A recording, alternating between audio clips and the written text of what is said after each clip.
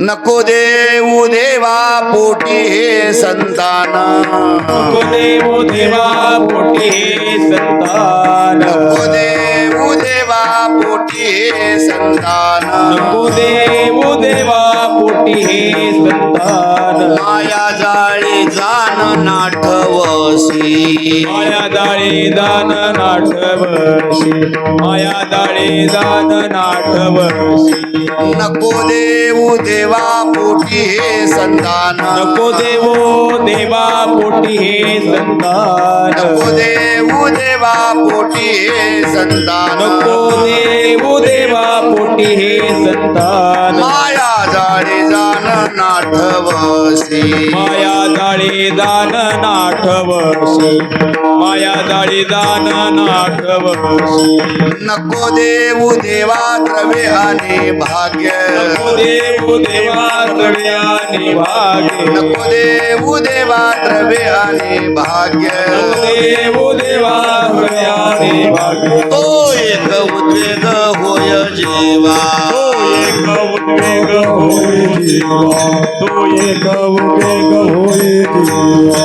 नको देऊ देवा द्रव्य आणि भाग्य, नको देऊ देवा द्रव्य आणि भाग्य, नको देऊ देवा द्रव्य आणि भाग्य, नको देऊ देवा द्रव्य आणि भाग्य. तो एक उद्वेग होय जीवा, तो एक उद्वेग होय जीवा, तो एक उद्वेग होय जीवा.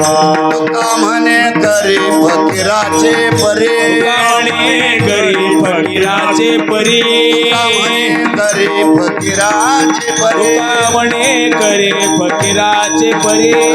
दिवस हरी येईल वाचे, दिवस हरी येईल वाचे, रात्र दिवस हरी येईल वाचे.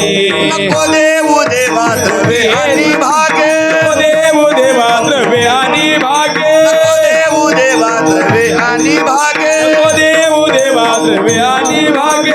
एक उद्वेग होय जीवा, तो एक उद्वेग होय जीवा, तो एक उद्वेग होय जीवा.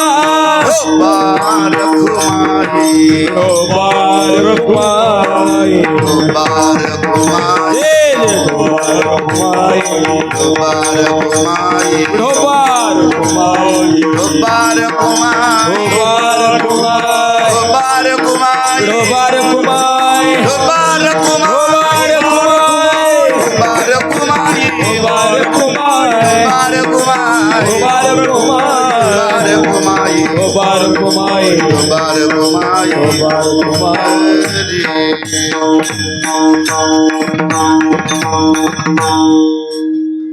ऐका बाबुराव महाराज निंबाळकर यांनी पुढे म्हणतील आणि त्यांना साथ करतील रामदास महाराज बोरगावकर. बाबू महाराज निंबाळकरला साथ करतील रामदास महाराज बोरगावकर.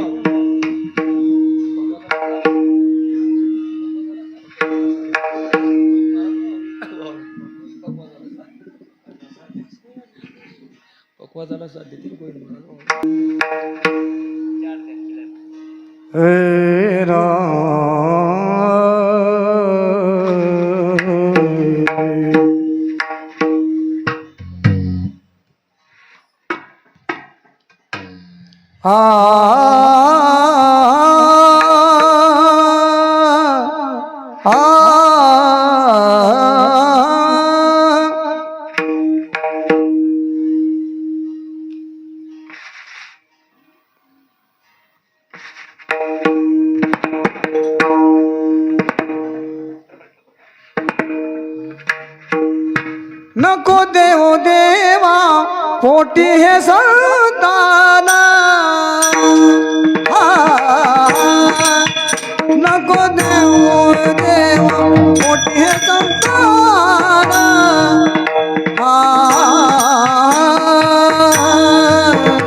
पोटी हे संतान, नको देव देवा पोटी हे संतान, नको देव देवा नको देऊ देवा पोटी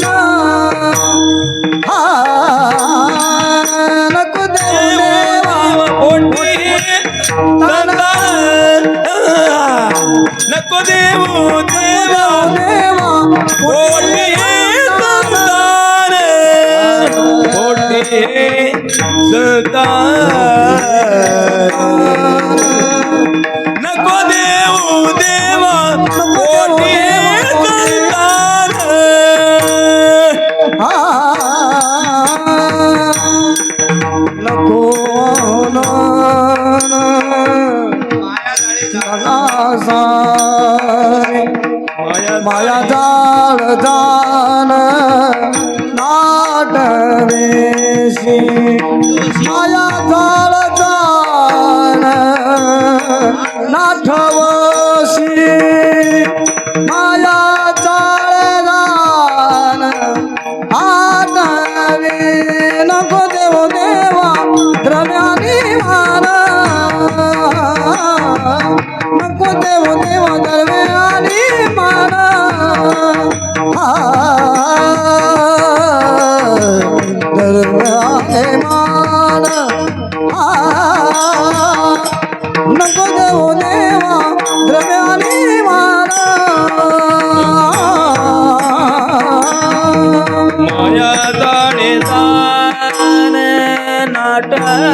नाटवेशी माया जाणे जाण नाटवेश माया जाणे जाण नाटवेशी नको देऊ देवा द्रव्याने भागे नको देऊ देवा द्रव्याने भागे नक्षत्र व्याधी भागे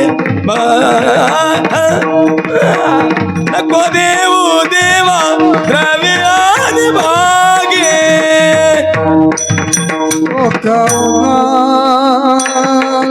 होई जेवा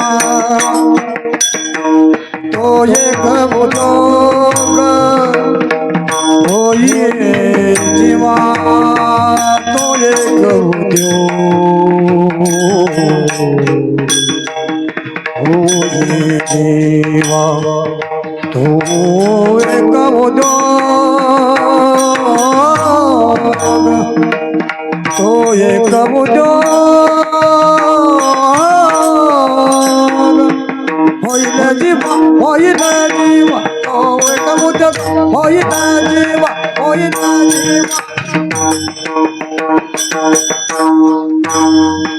तो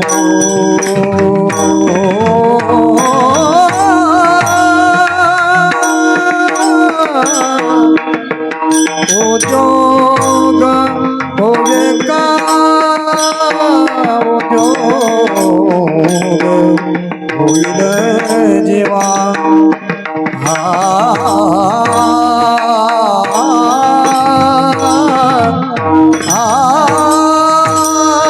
तो एक उद्योग होई जीवा होई जीवा होई जीवा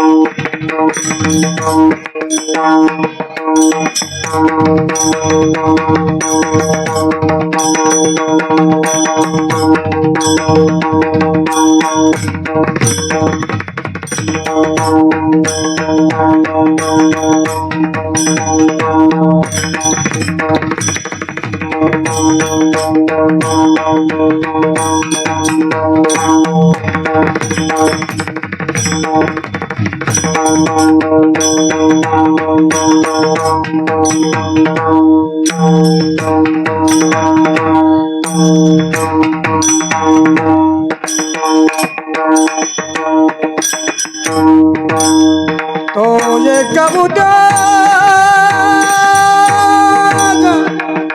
ओ जीवा तो एक उद्योग उद्योग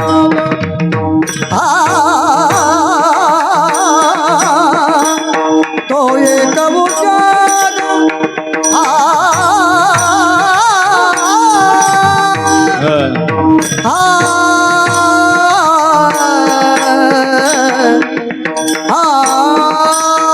तो एक उद्योग होई जीवा ओ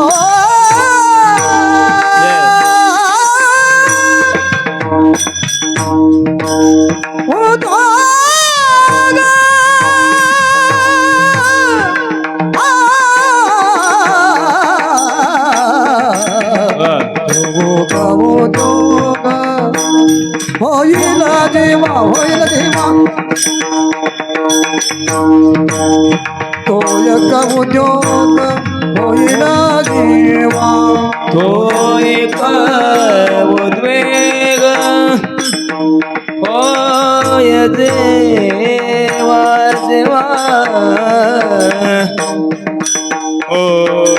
जीवा जीवा होय जीवा तो एक उद्वेग उद्वेग उद्वेग तो एक उद्वेग उद्वेग होय जीवा उद्वेग होय जीवा उद्वेग होय जीवा तो एक उद्वेग होय जीवा होय जीवा होय जीवा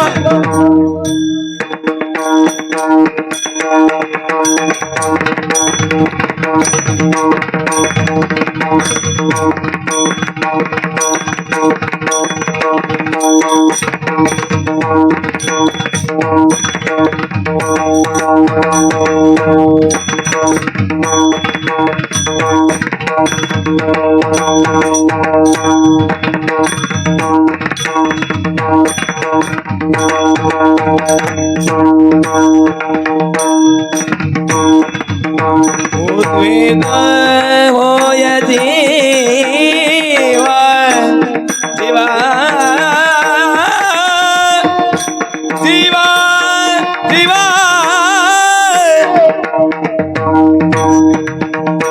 जीवा जीवा जीवा जीवा जीवा तो एक उद्वेग होय जीवा तो एक उद्वेग होय जीवा तो एक उद्वेग होय जीवा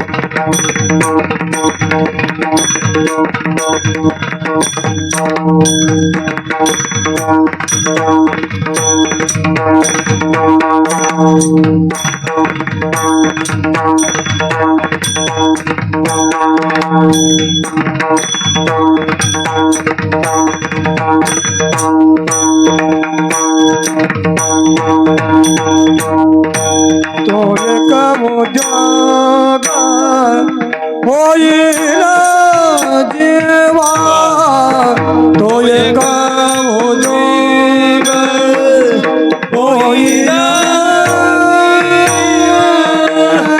तो एक उद्योग होईल जीवा नको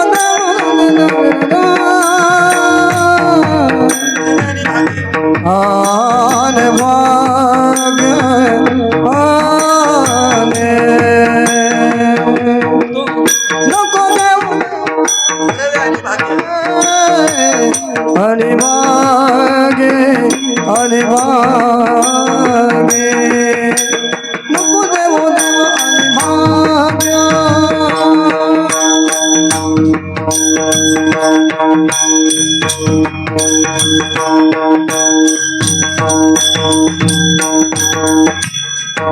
विठ्ठल विठ्ठल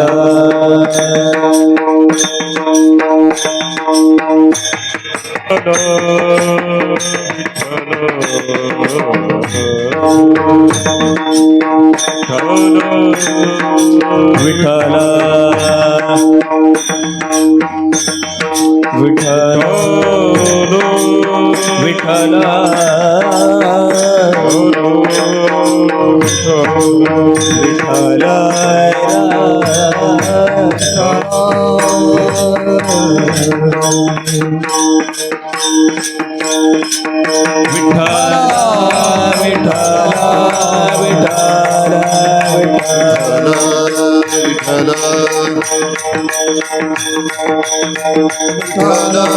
टाळी टाळी वाजवा टाळी वाजवा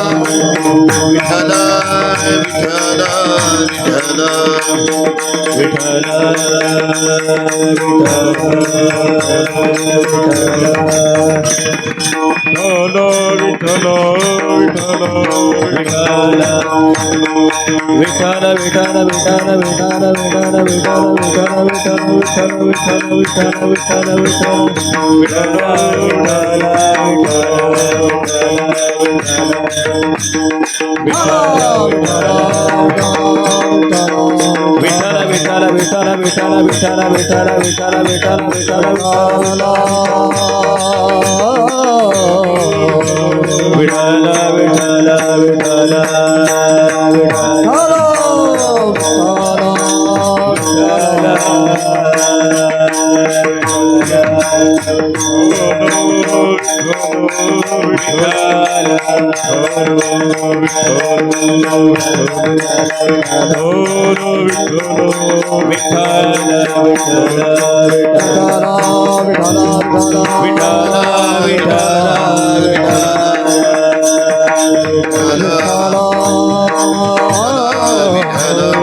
पुंडलिक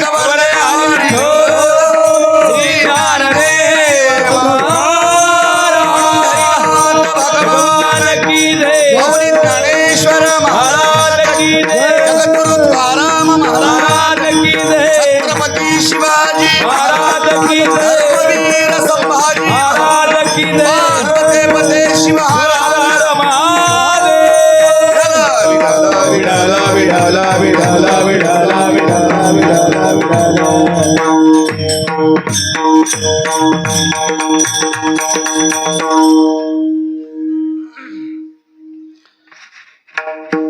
नको देऊ देवा पोटी हे संतान, नको देऊ देवा पोटी हे संतान, माया जाळे जान नाठवशी.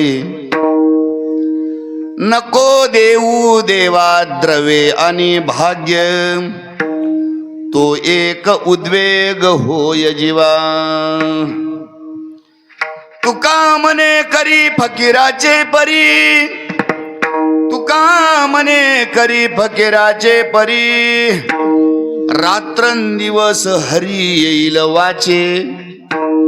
नको देऊ देवा द्रव्ये आणि भाग्ये, तो एक उद्वेग होय जीवा. विठल विठल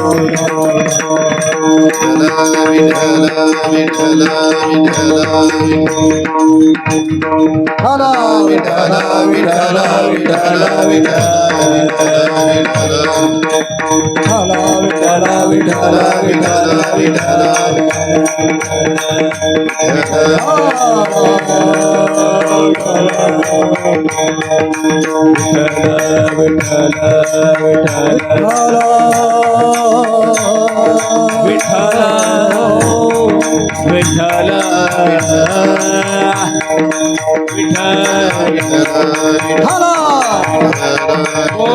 पुंडलिक वरदारी विठ्ठल, श्री ज्ञानदेव तुकाराम, पंढरीनाथ भगवान की जय, माऊली ज्ञानेश्वर महाराज की जय, गुरु तुकाराम महाराज की जय.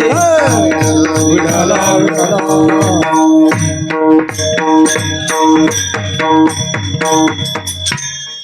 समचरण सरोजम सांद्र नीलांबुदभं, जगन्नीत पाणी मंडनं मंडनानां. तरुण तुलसीमाला कंदरं कंजनेत्रं सदयद बलहासं विठ्ठलं चिन्तयामि. महायोगपीठे तटे भीमरथ्यां वरं पुण्डरीकाय दातुं मुनीन्द्रे.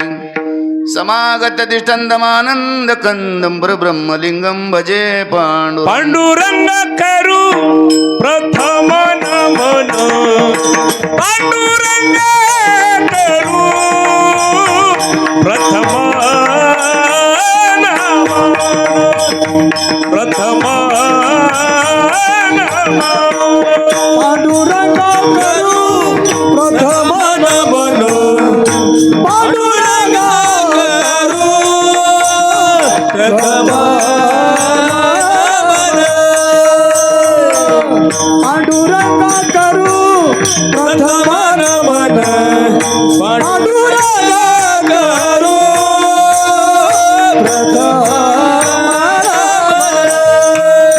दुसरे चरण संताजी दुसरे चरण संताजी दुसरे चरण संताजी दुसरे चरण संताजी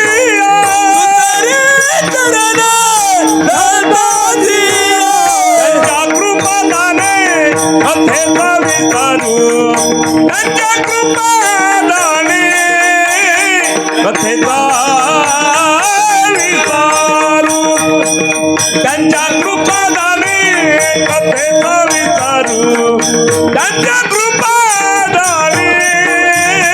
कथेचा त्यांच्या कृपादाने कथेचा विचारू त्यांच्या कृपादाने कथेचा विचारू त्यांच्या कृपादाने कथेचा विचारू त्यांच्या कृपादाने कथेचा विचारू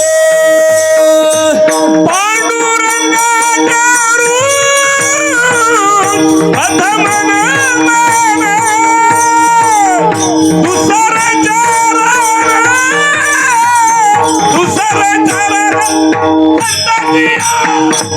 पांडुरंगा करू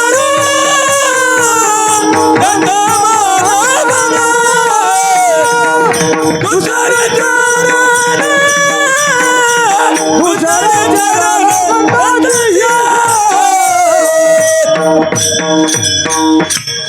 पांडुरंगा करू प्रथम नमन दुसरे चरण संतांच्या त्यांच्या कृपादाने कधीचा विस्तारू बाबाजी सद्गुरुदास तुका जयांची केली स्मरण होई सकल विद्यांचे अधिकरण तेची बंधू श्री चरण श्री गुरूंचे ते नमस्कारून याता काय माझी वाणी मानेल संतांशी रंजव चिताशी आपुलिया मस्तक हे पायावरी यावार करे संतांच्या श्री गुरुचरण सरोज रजनी जमण मुकुल सुधारी वर्णौ रघुवर विमल जसु जोदाय कुफलचारी बुद्धिहीन तनु जानकी सिमरो पवन कुमार बल बुद्धि विद्या देहु मोहि हरहु क्लेश विकार विठल विठल विठल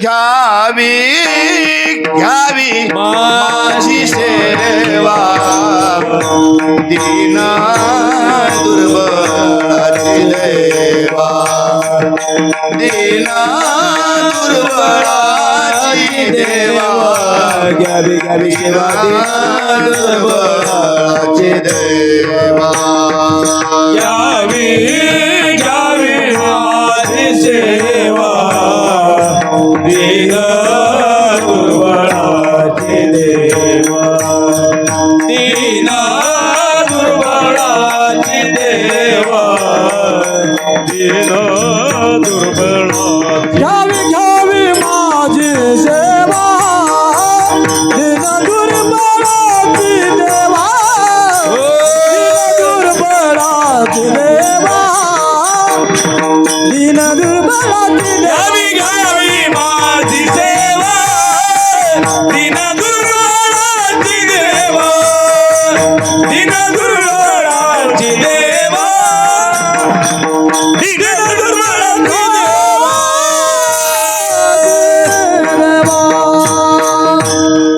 नको देव देवा पोटी हे संतान माया जाळे जाण नाटवशी नको देव देवा द्रव्यानी भाग्य तो एक उद्वेग होय जीवा प्रस्तुत प्राप्त स्थळी प्राप्त प्रसंगी साधू संतांच्या पदस्पर्शाने पावन पुण्य पावन पवित्र या तोरणा नगरीमध्ये सतत 16 वर्षापासून चालू असलेला हा अखंड हरिनाम सप्ताह श्रीमद भागवत कथा ज्ञान यज्ञ या भव्य दिव्य चालू असलेल्या नामचिंतन सप्ताहामध्ये आज 5व्या दिवसांचं कीर्तन पुष्प समस्त ग्रामस्थांच्या वतीने, आयोजक संयोजकांच्या वतीने, माझे परमस्नेही परमादरणीय आपले येथील उत्कृष्ट गायनाचार्य ज्यांचं आगळं वेगळं व्यक्तिमत्व काकड्यासाठी आहे, हरिपाठासाठी, मंगलाष्टकासाठी अगदी प्रचलित आपल्या गावाचं नाव ज्यांनी रोशन केले असे परमस्नेही आदरणीय पोलीस पाटील यांच्या मार्फत, गावकऱ्यांच्या वतीने त्यांच्या मार्फत आलेलं निमंत्रण आजची सेवा, सेवेसाठी निवडलं अभंग जगदवंदे संत श्रेष्ठ महाराष्ट्र भूषण दिवणी मासी वारकऱ्यांचं हृदयस्थान वैराग्याचे शिरोमणी पंचम वेद निर्माते जगद्गुरु तुकोबार आहे यांचा 3 चरणाचा आपण आज अभंग सेवेसाठी निवडलाय. विठला विठला विठला विठला विठाला विठाला विठाला विठाला विठाला विठाला. अभंगाचं चिंतन पाहण्यापूर्वी अल्पसा परिहार देणं हे भक्तांचं आद्य कर्तव्य असतं. म्हणून आपल्या गावी येत असताना मधला 1 वर्ष गॅप झाला, त्याच्या अगोदरच्या वर्षी आलो होतो, बरोबर आहे ना पोलीस पाटील? त्याच्या अगोदर मला आठवतं, बोलावा विठ्ठल पहावा विठ्ठल अभंग घेतला होता. मधला 1 वर्ष सोडून मला कल्पना आहे धोंड्याचा महिना 3 वर्षालाच एकदा येते. म्हणजे लोंढे महाराज धोंड्याचा महिना नेहमी येत जाऊ नये, ते नाही असं मधून येत जाऊ. धोंड्याचा महिना आलेला बरं राहते बऱ्याच. तसे मध्यंतरी 1 वर्ष आमचं थोडंसं हे झालं आणि या वर्षी धोंड्याचा आहे म्हणून महिना आहे ज्येष्ठामध्ये. आणि म्हणून आपल्या गावी याही वर्षी पुनश्च येण्याचा योग आला, उपस्थितांच्या दर्शनाचा योग आला. भगवान परमात्म्याच्या चरण सानिध्यामध्ये ही सेवा करत असताना महाराष्ट्रातील वेचून काढलेली, मी काय म्हणालो लक्षात ठेवा, महाराष्ट्रातली वेचून काढलेली, अगदी आपण शेतकरी वर्गातली माणसं आहोत. जसं पूर्वीची शेतकरी मंडळी डामग्यावरले कंस धरून ठेवायचे आणि बियाला वापरायचे, पेरायला वापरायचे, तसं अगदी गायनाचार्य, माझ्यावरती नितांत प्रेम करणारी, अगदी भजन सम्राट महाराष्ट्रातील सुप्रसिद्ध संगीत विशारद अलंकार मंडळी या ठिकाणी उपस्थित आहेत. परमस्नेही आदरणीय, बऱ्याच दिवसापासून मी या भजनाच्या क्षेत्रातून इकडे ज्या वेळेला आलो तेव्हापासून परमस्नेही आदरणीय हरिभक्तीपरायण गायनाचार्य नांदेडचं वैभव प्रकाशजी महाराज लोंढे यांची उपस्थिती आहे. त्यांचे मनापासून आभार व्यक्त करतोय. त्यांच्या जोडीदार परमस्नेही आदरणीय उत्कृष्ट अगदी गायनाची जोड आणि तालबद्धता ज्यांच्याकडून ऐकावं, ऐकण्यामध्ये श्रोता हा मंत्रमुग्ध झाला पाहिजे एवढं सुंदर गायन ज्यांच्याकडून होतं असे परमस्नेही आदरणीय हरिभक्तीपरायण बाबुराव महाराज लिंबाळकर. 2 वर्ष आपली भेट झाली आपलं कारल्याला वगैरे. आणि मला रामदास गुरुजी म्हटल्यानंतर मला ते वाईकर आहेत वाटलं. यांनी सांगितलं रामदास गुरुजी आहेत, महाराज आहेत म्हटलं. कारण का कालच मी 2 दिवसापूर्वी ते पांगर पाडलं होतं तेलंगणामध्ये, शेवट निकाला होता, तिथं होते. मी म्हटलं एका दिवसात इकडे कसं काय ट्रान्सफर झाले, ते इथं आल्यानंतर कळालं ते रामदास गुरुजी नाहीत. परमस्नेही आदरणीय भजन सम्राट हरिभक्तीपरायण रामदासजी महाराज हाके बोरगावकर यांची उपस्थिती आहे. ज्येष्ठांची आपल्या परिसरातील, आपल्या गावातील वयोवृद्ध टाळकरी मंडळ या ठिकाणी उपस्थित आहेत. आणि परमस्नेही आदरणीय ज्यांच्या बोटामध्ये भगवान परमात्म्यानीची एक जादू दिली, आणि ती जादू मृदंग वाजवण्यासाठी नाही तर त्या मृदंगाला बोलायला लावण्यासाठी, म्हणून ज्याच्या बोटामध्येच भगवान परमात्म्याने विशेष गुण दिले. प्रकाशजी महाराज, बरेच लोक म्हणतात फार मृदंग सुंदर वाजला, पण मी नेहमी म्हणतो मृदंग वाजत नाही, फक्त बोलतो. पण कुणासाठी? ज्याला बोल पाठ हात त्याच्यासाठी बोलतो, बाकीच्यासाठी उग वाजतो. आणि त्याच्यामुळं जे लोक मृदंग फार सुंदर वाजलाय म्हणतील ते बोल पाठ नसल्यामुळं, मला काही बोल पाठ नाहीत पण वाजवलेले म्हणू लागलेले कळतात. त्याच्यामुळं सुंदर अशी जादू. एक मला वाटतं या महिन्यातली आपली 2री भेट आहे. अर्धापूरच्या जवळ आमची भेट झाली आणि परमस्नेही आदरणीय उत्कृष्ट महाराष्ट्रातील प्रसिद्ध मृदंगाचार्य हरिभक्तीपरायण गोविंद महाराज परभणीकर यांची उपस्थिती आहे. आणि या उपस्थितीमध्ये विनेकरी बाबा आपले पोलीस पाटील आणि माताबंधू भगिनी ग्रामवासी तरुण वर्ग आहे, सर्वांच्या उपस्थितीमध्ये. आणि या ठिकाणी प्रत्यक्ष लाईव्ह या ठिकाणी महिमा नामाचा लाईव्ह प्रसारण चॅनल या ठिकाणी चालू आहे. त्याच्यामुळं सर्वांचे मनापासून आभार व्यक्त करतोय. उपस्थितांचे, वयोवृद्धांचे, तपोवृद्धांचे, वरिष्ठांचे, ज्येष्ठांचे मनापासून आभार व्यक्त करतोय. आणि संकल्पित वेळ 9 ते 11 आहे. अगदी 1.25 तास आपल्याकडे आहे. 1.25 तासामध्ये या 3 चरणाच्या अभंगाचा अगदी भाव तंतोतंत बघण्याचा प्रयत्न करू. आणि तुम्हाला नाही आवडलं तर नकुरसा माल आणलेला ते मी तुमच्या समोर देऊन टाकतो. कारण काय, कधी कधी बदलावं लागते ना. त्याच्यामुळं अभंग 3 चरणाचा आहे. जगद्गुरु तुकोबाराय अभंगाच्या माध्यमातून प्रतिपाद्य विषय काय म्हणतायत, लक्षपूर्वक ऐका. आणि मध्यंतर ज्यावेळेला आपल्यावर जबाबदारी येईल किंवा वेळ मिळेल त्यावेळेला टाळी वाजून भजन करा. विठाला विठाला विठाला विठाला विठाला विठाला विठाला विठाला विठाला. या अभंगाद्वारे महत्वाचा विषय ज्या अभंगाद्वारे केलेला आहे त्याच्यातले 3च वाक्य मी अतिशय आपल्या समोर मांडतोय. ऐका जरा सगळेजण. परमार्थाला प्रतिबंध करणाऱ्या 2 जीवनातल्या गोष्टीचा जगद्गुरु तुकोबारांनी त्याग केलाय. माझं वाक्य नीट आहे का? मी काय फार मोठा कीर्तनकार नाही, काही नाही. ही सगळी मोठी माणसं एक आपल्याला प्रेम करतात म्हणून माझं चिंतन किंवा असं काही नाही. आपल्या गावी येण्याचा योग आहे तसा. सर्वांच्या प्रेमाखातर साधू संतांच्या कृपाशीर्वादानं भगवान परमात्मा जे वधवून घेईल ते आपल्या समोर मांडण्याचा प्रयत्न करणार आहे. चिंतन म्हणून तो भाव किंवा अर्थ मला जमणार नाही, पण चिंतन नक्कीच तुमच्या समोर ठेवतो. वाक्य नीट ऐका. परमार्थासाठी प्रतिबंध करणाऱ्या 2 गोष्टी ज्या जगामध्ये आहेत त्या 2 गोष्टीचा त्याग या अभंगातल्या 2 चरणामध्ये सुरुवातीच्या जगद्गुरु तुकोबारांनी केलेला आहे. आणि दुसरं वाक्य नीट ऐका. परमार्थासाठी जी उच्च कोटीची अवस्था आहे त्या अवस्थेबद्दल मात्र जगद्गुरु तुकोबारांनी या अभंगाच्या माध्यमातून भावना भगवान परमात्म्याकडे व्यक्त केलेली आहे. अभंगाचा भाव संपला. अगदी वेळेमध्ये ऐकण्याचा प्रयत्न करा. याचं थोडस आणखी थोडस उघड करतो. टाळी वाजून भजन करा. विठाला विठाला विठाला विठाला विठाला विठाला विठाला विठाला जग सगळं 2 गोष्टीमध्ये अडकलं. एक संततीमध्ये आणि दुसरं संपत्तीमध्ये. माझं वाक्य नीट ऐका. जग सगळं 2 गोष्टीमध्ये अडकलं गेलंय. एक संपत्तीमध्ये आणि दुसरं संततीमध्ये.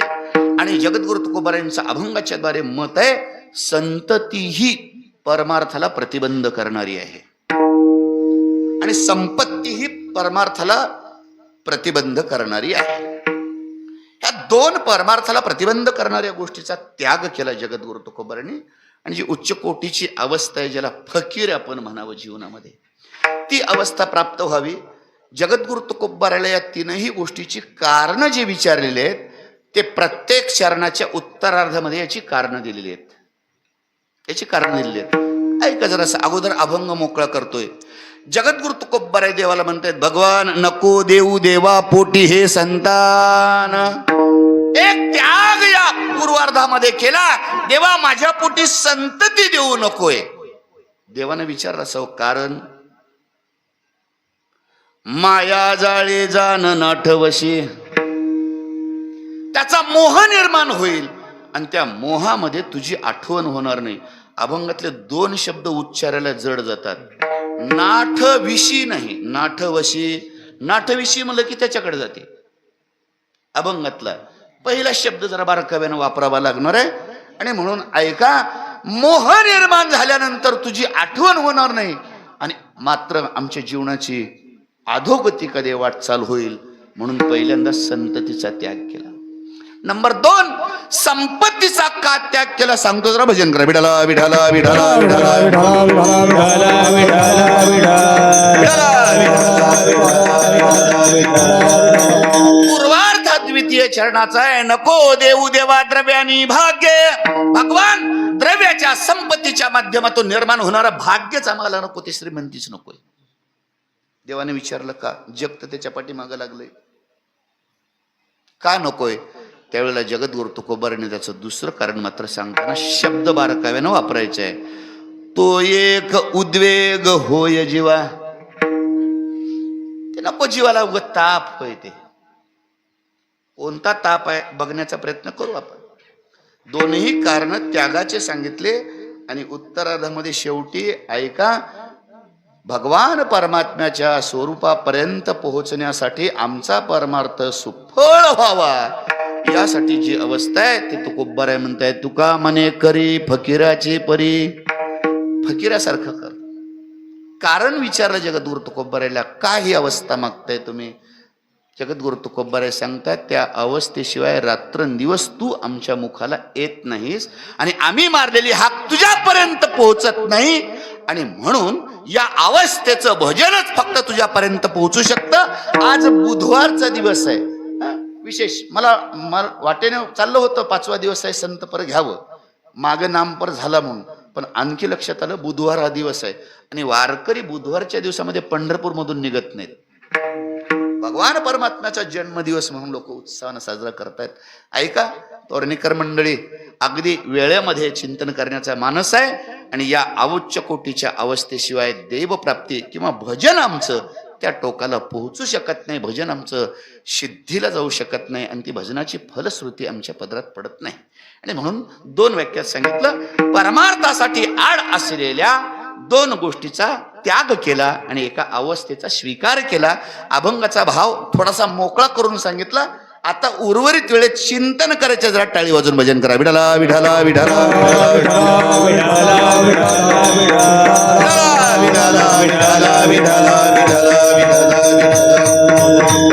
फक्त माझी पुनश्य विनंती आहे आपल्याला. मोठी माणसं आहेत माझ्या समोर, मला कल्पना आहे, मला फक्त चिंतन मांडायचे, मला वेळ मारून न्यायचं नाही, मला तारखेची काळजी नाही, मला कोणी बोलवतील न बोलवतील याची काळजी नाही. मी आता कारण का मी थोडंसं बाबाजी यावर्षी आपल्यासाठी एक चांगला योग आलेला आहे. तुम्हाला काय आवडतं मला माहित नाही, पण बोलून जाईल मी. वारकरी संप्रदायाची जे दिशाहीन माणसं झाली होती त्यांना जोग महाराजाच्या शिक्षण संस्थेनं 14 कलमी आचारसंहितेचा कार्यक्रम घालून दिलेला आहे. कारण समाजाचा दृष्टिकोन वारकरी संप्रदायाकडे पाहण्याचा, कीर्तनाकडे पाहण्याचा, ऐकण्याचा, श्रवण करण्याचा जो भाग आगळ्या वेगळ्या दिशेने चालला होता आणि भरकटल्या जात होती, ही कीर्तनाची परंपरा त्याला एक मर्यादा घालून ठेवली आणि त्याला एक आचारसंहिता आणि 14 नियम आहेत त्याच्यामध्ये. थोडंसं मी फार मोठा नाही आणि मी काही शिक्षण संस्थेत नाही, पण एक नांदेड जिल्ह्यातलं वैभवी व्यक्तिमत्व आहे. फक्त त्या साधूंच्या कृपे आशीर्वादानं या जागेवरती उभं टाकलो. मला कीर्तन येतं म्हणून, शहाणा झालो म्हणून मी इथं आलो नाही. परमस्नेही आदरणीय ब्रह्मीभूत वैकुंठवासी गुरुवर्य मामासाहेब मार्तळेकरांनी सांगितलं, दत्तराम आता भजन बंद कर आणि कीर्तन सुरुवात कर. आणि त्याच्यामुळं साधूंचा आदेश म्हणून, त्यांच्या कृपाशीर्वादाने सेवा म्हणून करण्याचा प्रयत्न करतोय. आता अभंगाच्या चिंतनाला अगदी बारकाव्यानं लक्ष द्या, 1च तास लक्ष द्या, पण ऐकल्यानंतर नक्की तुम्हाला वाटलं पाहिजे आज कीर्तनातून काहीतरी पदरात पडलं. विठाला विठाला विठाला विठाला विठाला विठाला. आता 2 गोष्टी आमच्या समोर उभं टाकतायत. जगद्गुरु तुकोबारायांचा अभंग संततीच्या त्यागाबद्दलचा आहे आणि आम्हाला तर एका एकाला 5-5 आणि 10-10 हात. काय पाकिट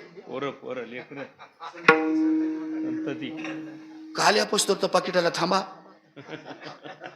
की मध्ये आहे वाटत नाही की. एक गोष्ट लक्षात ठेवा, मला वाटलं यायला 4-5 हात काही की. लेकर किती हात तुम्हाला? 5 हातच की मग. हा काय काय अगदी मामानं तंत माप लावलंय.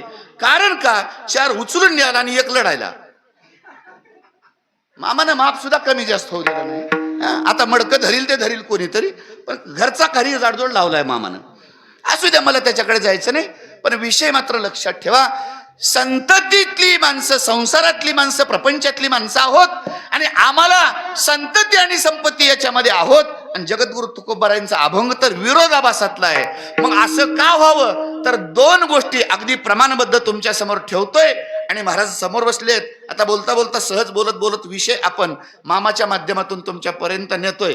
आता पहिला माझा प्रश्न म्हणून तुमच्या समोर उकलायचा आपल्याला, पण लक्षात द्या सगळेजण ऐका इकडे. खरं सांगा मामा, लेकर राहाव की राहू नये? हात की नाही? किती हात? 2 पोरं 1 पोरगी हात. आता नाही म्हणून उपयोग काय मामा? येळ निघून गेली की, येळ निघून गेली. आता नग म्हणाल्या तेव्हा चांगलंच वैतागल्या वाटालंय. हा? हे वैतागल्यावर नको म्हणायचोय. ज्या वेळेला पाहिजे होते तेव्हा कटाळले नाहीत. हा, हळद लागलं तेव्हा तर लई डुलू डुलू हिंडलेत. हळद लागली तेव्हा लई डुलू डुलू हिंडले. पण गंमत अशी, फक्त एक विचार करा, संतती असावी का नसावी. आता तुमचं म्हणणं नसावी, आणि इथं असलेले माणसं सगळेजण आता बरोबर आहे. आता दोन गोष्टी तुमच्या समोर सांगतोय, असावी तर का असावी आणि नसावी तर का नसावी. दोनही कारण तुमच्या समोर देतो, म्हणजे आपल्याला अभंग सोडवता येईल. इकडे लक्ष द्या, इकडे लक्ष द्या. तुम्हाला वाटेल आता पोरायला बायका मिळणं आल्यात, मग लेकरायची काय गरज आहे, लगनच होईना गेल्यावर मोकळं बरं आहे की. पण अशातलं काही भानगडीत नाही. अभंगाचं चिंतन आपल्याला करायचं, इकडे लक्ष द्यायचंय. ऐका, असावं असं वाटण्याचं कारण का सांगतोय, आपल्या सगळ्याला आहेत. बरं, सगळ्यांचं सोडा, सगळ्याच्या बाबतीत सोडा. मी इतिहासातली गोष्ट जमा सांगतोय तुम्हाला. इतिहासामध्ये एका राजाला 100 पोरं होती. काय म्हणतो, इकडे लक्ष द्या. ज्याचं नाव धृतराष्ट्र आहे त्याला 100 पोरं होती, आणि ज्याचं नाव राजा आहे, अयोध्येचा राजा आहे, त्याला एकही लेकरू नव्हतं. लेकरं व्हावं म्हणून यज्ञ केला महाराज. ज्याला 100 होते त्याचं नाव धृतराष्ट्र आहे, आणि ज्याला नव्हते पण सायास केला, अट्टहास केला, त्याला ईश्वर कृपेने यज्ञाच्या माध्यमातून, पायसाच्या माध्यमातून 4 लेकरं झाली. तो अयोध्येचा राजा दशरथ आहे. आता असावं एवढ्याबद्दलचा प्रयत्न तुम्हाला सांगतोय, आणि त्याची कारण सांगतो. जरा टाळी वाजून भजन करा. विठाला विठाला विठाला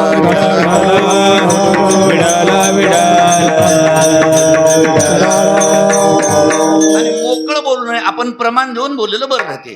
असावं लेकरं याचं प्रमाण देतो. ऐका, वाढावे संतान, गृही व्हावे धनधान्य, गृही व्हावे धनधान्य, गृही व्हावे धनधान्य.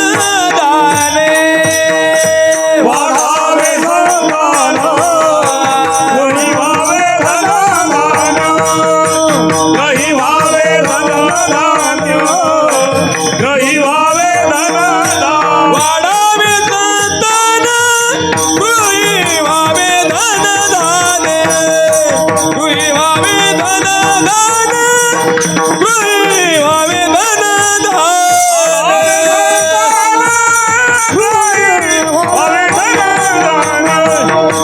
गृही व्हावे धनधान्य, गृही व्हावे धनधान्य, गृही व्हावे धनधान्य.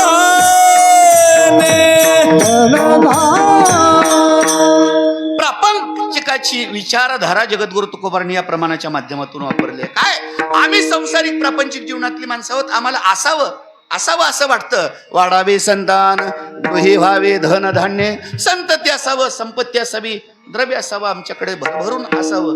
आणि आम्हाला असावं म्हणण्यापेक्षा आमच्या घरला आलेला एखादा संन्यासी म्हणतोय 5चे 50 होऊ दे, येल मांडवाला जाऊ दे, खालून उंदरानं कातरू दे, मांडवाला जाऊ दे. ते आशीर्वाद असा दे ना, 5चे 50 होऊ दे.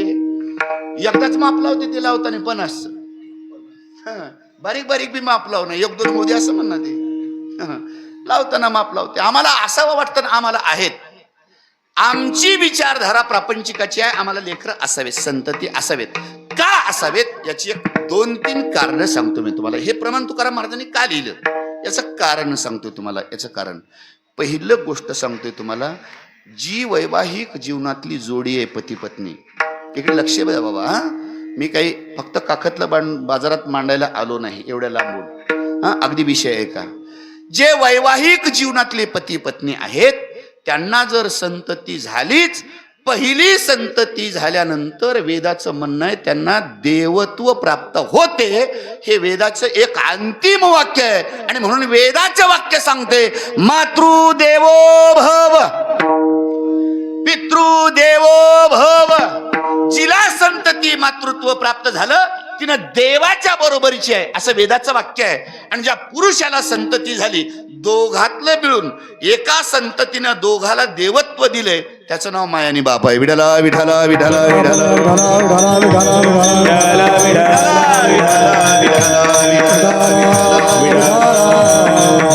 साधी गोष्ट. माझ्या पदरचं काही बोलणार नाही मी, ऐका जरासं. वेदाचं वाक्य आहे, ज्या माऊलीला मातृत्व प्राप्त झालं तिने देवाच्या बरोबरीची.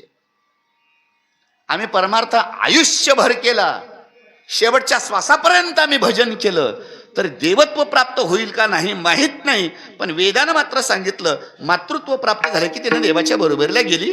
मातृदेवो भव, बाप ही पदवी प्राप्त झाली, पितृत्व प्राप्त झालं की त्यानं देवाच्या बरोबरीला गेला. आणि म्हणून जर आम्हाला संतती झाल्यावर देवाच्या बरोबरीची जागा मिळत असेल तर पहिला विचार आपल्याला आहे की लेकरं व्हावेत. बरोबर आहे का ना? जमतं का हे? एक एक वाक्य बघा, मी प्रमाणाच्या बाहेर जाऊन बोलणार नाही.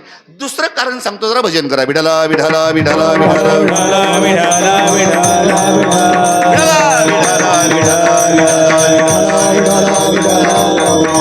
एक पहिलं कारण सांगितलं तुम्हाला, दुसरं कारण सांगतो मी तुम्हाला, ऐका. याच्यातलं दुसरं कारण सांगतोय, ऐका. कारण प्रत्येक गोष्ट आपल्या व्यावहारिक जीवनातली आणि अध्यात्माच्या जीवनातून तुमच्या समोर मांडलेला विचार बरा. ज्या जीवनामध्ये वैवाहिक जीवन असताना लग्न होऊन जर 5-7 वर्षे किंवा 10 वर्ष झालंच तर एक दुर्दैवाची गोष्ट आमच्या समोर येते दादा.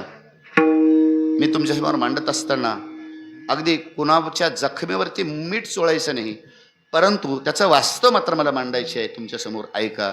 ज्याचं लग्नाचं वैवाहिक जीवन 10-5 वर्षे झाल्यानंतर पहिल्यांदा गोष्ट घडते आणि समाजामध्ये त्यांना एक फार मोठा दोष निर्माण होतो, आणि त्यावेळेला दोष एक त्या दोघा जणाला दोष लावतात. त्यावेळेला दुर्दैवाची गोष्ट समोर येते, पण दोघाच्या जीवनातली एक प्रतिक्रिया मात्र तुमच्या समोर पोहोचवतो. ऐका.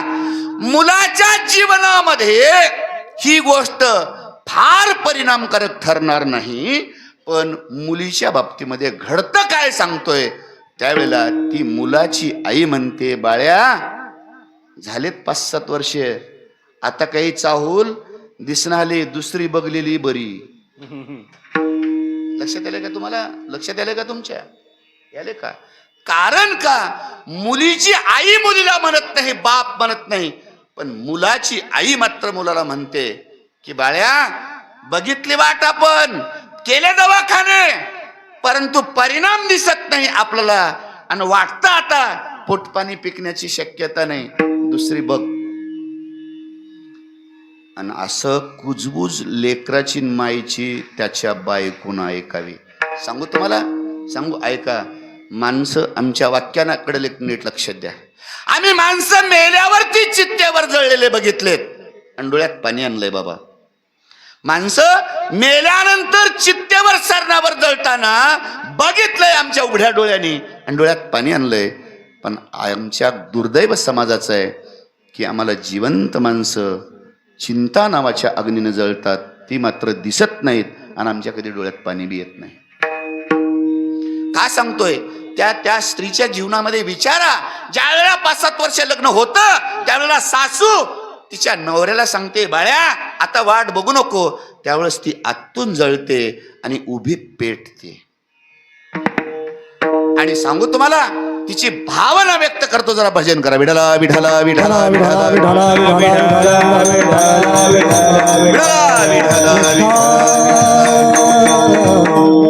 महाराज. ती त्या ऐकल्यानंतर ना मालकाला आपल्या म्हणते, ना मायबापाला सांगायला जाते, ना सासूजवळ सासऱ्याजवळ भावना व्यक्त करते. रात्रीच्या वेळेला सगळेजण झोपले ना, देवघराजवळ जाते आणि दोन्ही हात जोडून म्हणते, भगवान अरे काय घोडे सोडले होते तुझे, काय नुकसान केली होती, एवढा मोठा या समाजामध्ये दोष लावण्याचं आणि निपुत्रिकाचा दोष लावून आम्हाला लोकांना वाईट टाकावं, एवढा कलंक लावून जीवन कलंकित जगण्यापेक्षा अरे मारलेलं बरं ना. कशाला जगवतोस बाबा, काय घोडे सोडले तुझे.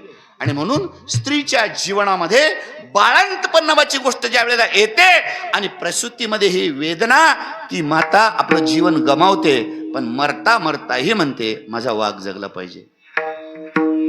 तिला विचारा, तिला वाघ जगला पाहिजे हे नक्कीच भावना व्यक्त करते. का म्हणते याचं कारण सांगतोय मी तुम्हाला. 1 मिनिट भजन करा. विठाला विठाला विठाला विठाला विठाला विठाला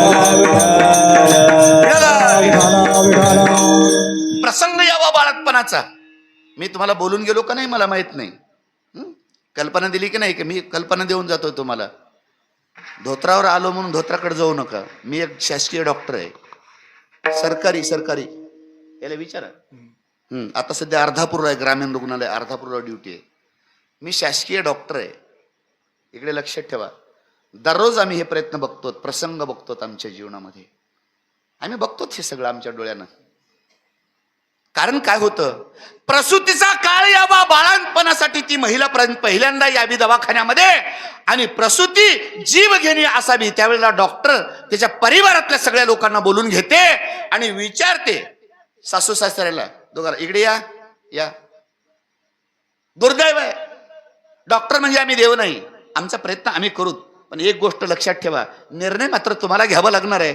दोघापैकी दोन्ही हाताला लागणार नाहीत, दोघापैकी एक हाताला लागेल. कोण पाहिजे तुम्हाला सांगा. एक बाळ जगू शकतं, अन्यथा बाई जगू शकते. याच्याच पलीकडे आम्हाला काही करता येत नाही. तुम्हाला कोण पाहिजे? त्यावेळेला सासू आणि सासरा म्हणतोय आम्हाला सून पाहिजे. इकडे ऐका बाबा, ऐका, थोडस लक्षपूर्वक ऐका म्हणजे कळेल. सासू आणि सासरा सांगतोय साहेब प्रयत्न करा, लेकरं किती होतील, आमची सून जगली पाहिजे. सांगा, आमच्या सुनेसाठी जगवण्यासाठी काही प्रयत्न करा, आम्ही वाटेल ते सहन करू, पण आमची सून जगली पाहिजे. सासू सासरे बाजूला काढले, नवऱ्याला बोलवलं, या इकडे या. मालक आहेत ना तुम्ही? होय. सांगा, या. दोन हाताला लागणार नाहीत, एक लेकरू किंवा बाई हाताला लागणार आहे. सांगा तुम्ही मालक आहात, निर्णय द्या काय पाहिजे. त्यावेळेला तो नवरा सुद्धा म्हणतोय काय म्हणतोय? बाई जगली पाहिजे, लेकरं आणखी होती. बाई जगली पाहिजे. ज्यावेळेला त्या मुलीचे आई वडील येतात, मुलीचेही आई वडील येतात, त्यांनाही डॉक्टर विचारतो मुलगी तुमची आहे, सांगा अति प्रसंग आहे, वाईट प्रसंग आहे, अशी अडचण आहे, आम्हाला दोघाला जगवता येत नाही, दोघांपैकी एकाला जगवता येतं, सांगा तुम्हाला मुलगी पाहिजे का लेकरू पाहिजे. त्यावेळेला त्या लेकीचेही मायबाप म्हणतात मुलगी जगली पाहिजे. ऐका, होशवर या. आता डॉक्टरनं जी बाळंतीण होणार आहे त्या बाईला विचारलं, बाई सांग, एक लेकरू जगावं असं वाटत असेल तर तुला जग सोडावं लागणार आहे, आणि तुला जगावं असं वाटत असेल तर लेकराला जग सोडावं लागणार आहे. काय करशील सांग. अख्खं कुटुंब विरोधात गेलं होतं, आम्हाला बाई पाहिजे म्हणत होते, पण बाईने सांगितली साहेब सुखानं जग सोडायला मी तयार आहे, पण माझं बाळ जगलं पाहिजे म्हणणारी हिचं नाव माया आहे. हिचं नाव काय? हिचं नाव माया आहे. अरे हे मातृत्व देवत्व उगच्या उग मिळत नाही, आणि म्हणून या अवस्थेलाही जिने स्वीकारते, परंतु माझा बाप जगला पाहिजे ही जिची भावना आहे, ती बाई मातृत्वासाठी प्रयत्न करते, पण दोष मात्र समाजाचा सहन करत नाही. मला वाक्य काय बोलायचे आहे, निपुत्रिकाचा मी भाषा थोडस वापरतोय, थोडस माझ्या लक्षात घ्या, मला असा खालच्या दर्जाचा शब्द वापरायचा नाही. हे जे लोक समाज काय करतोय, हा दोष लावतोय, हा दोष जीवनातून पुसल्या गेला पाहिजे, समाजानं वाळीत टाकलं नाही पाहिजे. कारण का एवढं जीवन दूषित जगण्यापेक्षा मरण मातृत्व प्राप्त झाल्यानंतर पत्करले चालेल.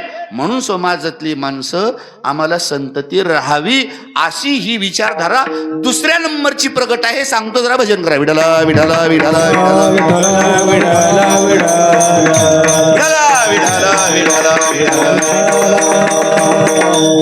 संतती का असावी, वाढावे संतान, याची दोन कारण सांगितले तुम्हाला, दोन कारण सांगितले. तिसरं कारण सांगतो तुम्हाला, ऐका. तिसरं कारण सांगतोय, आम्हाला संतती का असावी, आमच्या वंशाचा दिवा म्हणून. वंश वृद्धीचं कारण आहे ती संतती आम्हाला असली पाहिजे. बरोबर आहे की नाही? आमची परंपरा वडिलोपार्जित चालत आली, वंशाचा दिवा म्हणून तो असला पाहिजे. आणि चौथी गोष्ट जर पटली तर बघा, एवढं सांगतो, 10:15 वाजलेत, आपल्याकडे वेळ कमी आहे. चौथी गोष्ट एवढ्यासाठी संतती असावी, या जगातून निरोप घेत असताना आम्हाला शेवटची काडी वडायला आमचंच राहावं. कळलं नाही का तुम्हाला? आपल्याकडे कोण वडते? दुसरे येऊन वडतात काय? सोयरेधारी नाही, आमचा जर शेवटचा श्वास झाला, सोयरेधारी सगळे वाजीत गाजीत थाटामाटात नेतात, पण काडी कोण वडते? तुमच्या दुसरे वडतात नाही ना? मुलगा बरोबर आहे ना? हा हा हा हा पक्क ध्यानात आहे. पोरगा आहे की आहे का? हा म्हणजे तुम्हालाही कळालं, बरं झालं.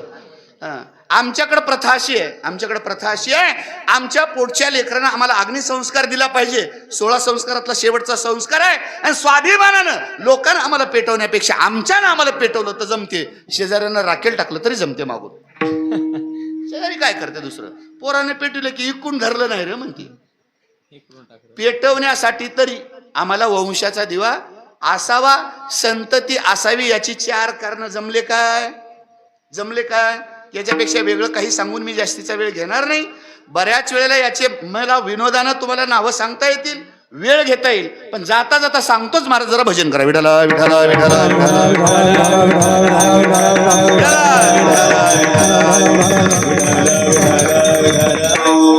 संतती का असावी 5वं कारण सांगतो. एवढ्यासाठी आम्ही गेल्यानंतर आमच्या नावावर असलेल्या संपत्तीला मालक म्हणून 7-12वर त्यांना आमच्या बापाचा काटा काढला पाहिजे आणि आपलं नाव लावलं पाहिजे. आता काटा कसा निघते सांगतो तुम्हाला. मामा सांग, बोला तुमचं पूर्ण नाव सांगा. पूर्ण नाव सांगा. संभाजी गणपती हिवराळे, बरोबर आहे. संभाजी कोण होय? तुम्ही. गणपती कोण होय? वडील, यायचे बाबा होतं. हिवराळे काय होय? आडनाव नव. तुम्हाला मी सांगतो, ऐका सगळेजण ऐका. हिवराळे आडनाव नव, ते आडवं नाव होय. कसं आडवं नाव होय तुम्हाला सांगतो, इकडे ऐका. आता तुमच्या पोराचं नाव काय? विठोबा. तुमचं नाव?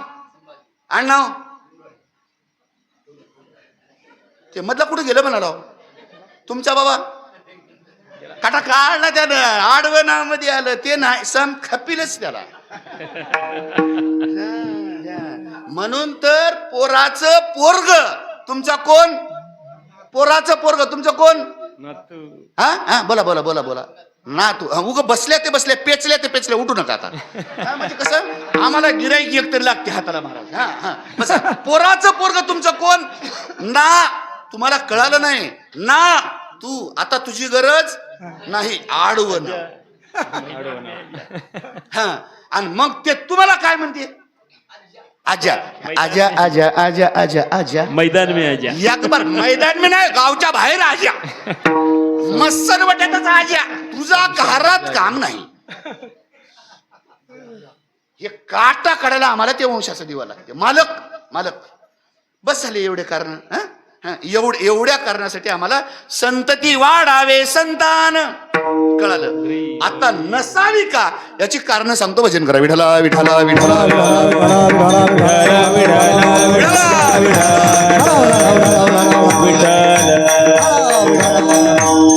आता नसावी का असावी याची कारण बघितले ना आपण, प्रमाणबद्ध बघितले. 2-4 कारण तुम्हालाही पटले, बरोबर आहे की नाही. आता नसावं का याचं प्रमाण देतो तुम्हाला, ऐका. प्रमाण देतो अगोदर. न मिळो खावया न वाढो संतान, न मिळो खावया न वाढो संतान, न मिळो खावया न वाढो संतान, न मिळो खावया न वाढो संतान, न मिळो खावया नवाडो संतान, न मिळो खावया नवाडो संतान, न मिळो खावया नवाडो संतान, न मिळो खावया नवाडो संतान. परिहा नारायण कृपाकर, परिहा नारायण कृपाकर,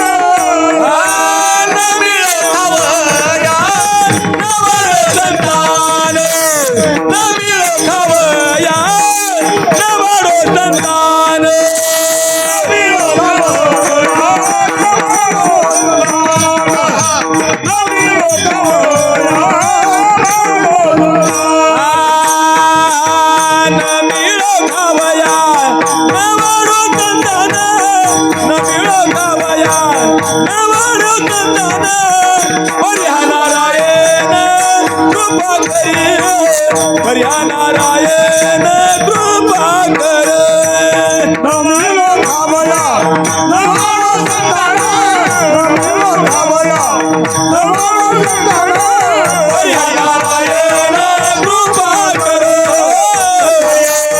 कृपा कर कृपा कर न मिळ खावया न वाढो संतान परिहा नारायण कृपा करी परिहा नारायण कृपा करी. भगवान खायला नाही मिळेल तर चालते, संतती नसली तरी चालते, पण जगाच्या मालकाची कृपा मात्र झाली पाहिजे.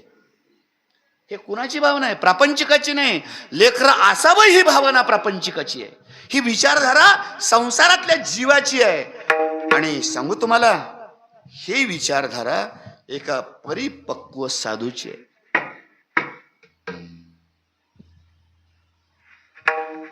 ज्याला खरीच मानवी जीवन भगवत प्राप्तीसाठी ज्याला प्राप्त झालंय, त्याच्या ध्येयाची वाटचाल ज्याची चालू आहे, त्याची ही विचारधारा आहे.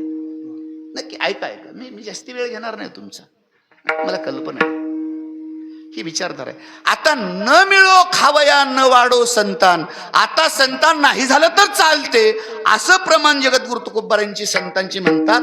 याच्या पाठीमागं नको म्हणण्याची कारण काय कळायला पाहिजे ना.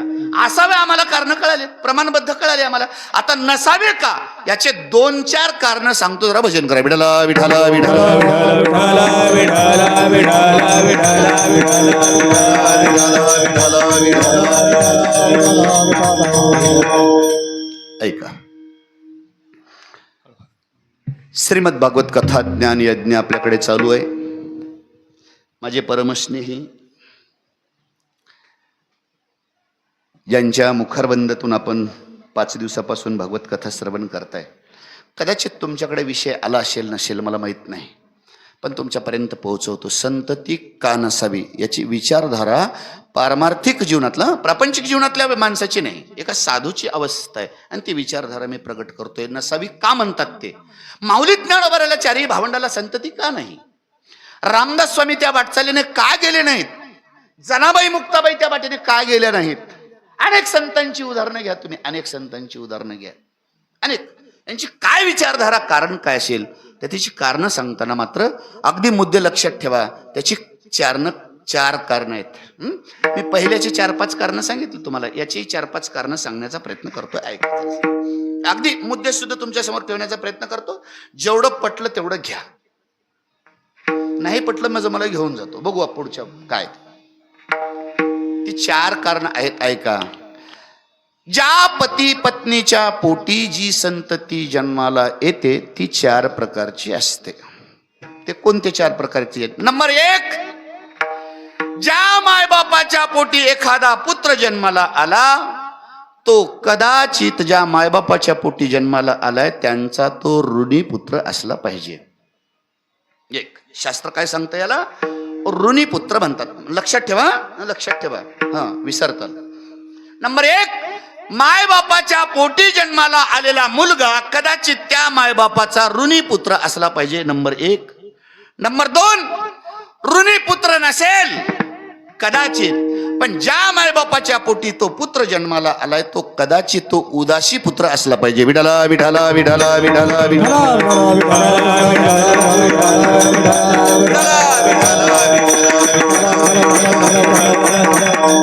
किती झाले? 2. हा लक्षात ठेवा, सगळेजण बघतायत. नंबर 1, कदाचित ऋणी पुत्र असला पाहिजे. नंबर 2, कदाचित उदासी पुत्र असला पाहिजे. दोन्ही नसेल, तो कदाचित त्या मायबापाच्या पोटी जन्माला आलेला ऋणी पुत्र नाही आणि उदासी पुत्र नाही. नंबर 3, कदाचित तो वैरी पुत्र असला पाहिजे. मी प्रमाणबद्ध देईल तुमच्याकडे, इकडे लक्ष द्या. कदाचित तो वैरी पुत्र असला पाहिजे. किती झाले? 3. ऋणी पुत्र असला पाहिजे, नसेल उदासी पुत्र असला पाहिजे, नसेल त्या मायबापाचा तो वैरी पुत्र असला पाहिजे. 3. तिन्ही नसेल, कदाचित एखाद्या मायबापाच्या पोटी जन्माला आलेला पुत्र तो तो मायबापाचा ऋणी नाही, उदासी नाही, वैरी नाही, मग तो चौथ्या नंबरचा कदाचित त्या मायबापाचा तो सुपुत्र असला पाहिजे. विठाला विठाला विठाला विठाला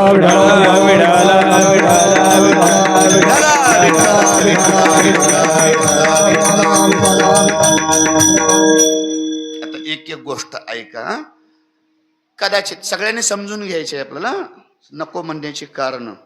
पहिला कदाचित तो ऋणीपुत्र असला पाहिजे. ऋणीपुत्र कोणाला म्हणतात? ऋणीपुत्र ऐका, ऋण फार मजेशीर आहे महाराज. यावर्षी एक मी नवीन अभंग घेतलाय, त्या अभंगात एक प्रमाण आलंय, ऐका आणि तुम्ही मला साथ द्या. त्या प्रमाणाबद्दल बोलतोय, ऐका. हळूहळू फेडी ऋण, हळूहळू फेडी ऋण, हळूहळू फेडी ऋण, हळूहळू फेडी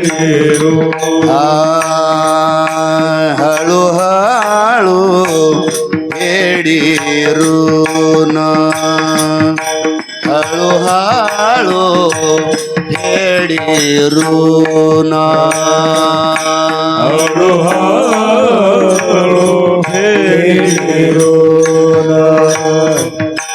हळूहळू फेडी ऋण. रुपे घेव नेयादीन, रुपे घेव नेयादीन, हळूहळू फेडी ऋण, हळूहळू फेडी ऋण.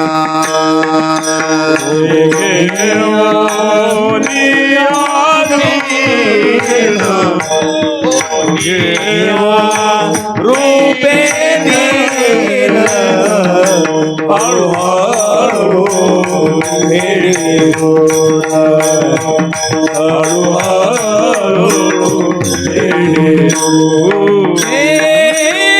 हळूहळू फेडी ऋण, ऋण भवनिया रूपे दिन,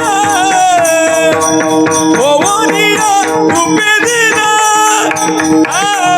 भवनिया रूपे दिन, फेडी ऋण,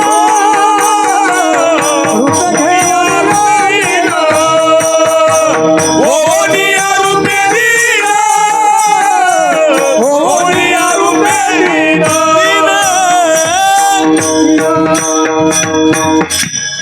अभंगाची सुरुवात अशी आहे, काही न मागती देवा, त्याची करू धावे सेवा, हळूहळू फेडी ऋण. पुढचं मात्र आम्हाला गोलमेल करणार आहे. मोबाईलवर आहे ते होऊन या रुपये दिन आहे आणि गाथ्यामध्ये घेऊन या रुपये दिन आहे. आपल्या आता दृष्टी पुढे आयसाची तू राहे. पुढचं आहे बघा, हा, जो मी तुझं पाहे पांडुरंगा, जो मी तुझं पाहे वेळोवेळा. असलंच गपलत आहे तिथं जरा, थोडीशी गपलत आहे. हा, ते मी दोन्ही बघतो.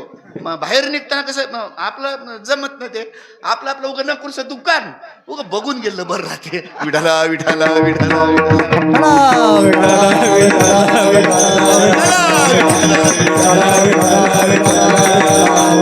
भगवान परमात्मा जगाचा मालक आहे, त्याला कर्ज फेडल्याशिवाय जमत नाही. आपण माणसं आहोत.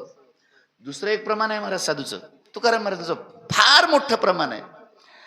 देवाला बोलताना म्हणतायत, ए भगवान, तू आजपर्यंत कर्ज फेडला नाहीस, वसुलीला कंबर बांधून आला, देत कसा नाही बघत. अरे किती दिवस कर्ज डोक्यावर घेऊन जगणार आहेस? अभंग आहे महाराज. घालोनी आकाश आलो बळे मागायास, प्रेम देई पाठवणे पांडुरंगा शेवारुनी. हे भगवान, अरे तुझ्यावर कर्ज आहे, परत फेड कर आणि त्या कर्जाच्या मोबदल्यात म्हणून आम्हाला प्रेम पाठवून दे. विठाला विठाला विठाला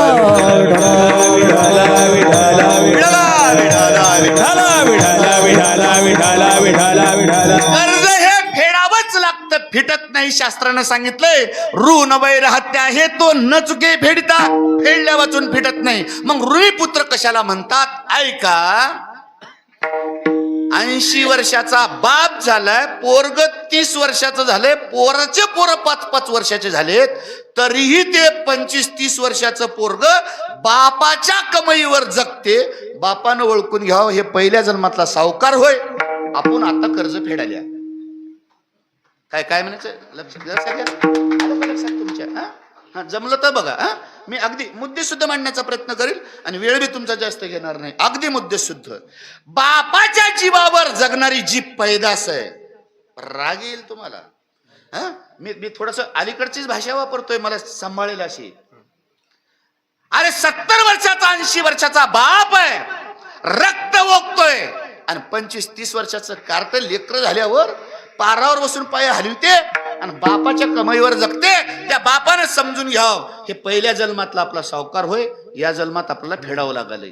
याला ऋणीपुत्र म्हणतात. याला काय म्हणतात? ऋणीपुत्र. आपल्या आपल्या पोराचं निरीक्षण आपलं आपलं घरला गेल्यावर करा. इथं तोरण्यामध्ये तसं कोणी नसत, पण जगातली बाब म्हणून सांगतोय तुम्हाला, इतिहासातली बाब म्हणून सांगतोय तुम्हाला. ऐका, याला ऋणीपुत्र म्हणतात. आता उदासी पुत्र कोणाला म्हणतात सांगतो जरा. भजन करा. विठाला विठाला विठाला विठाला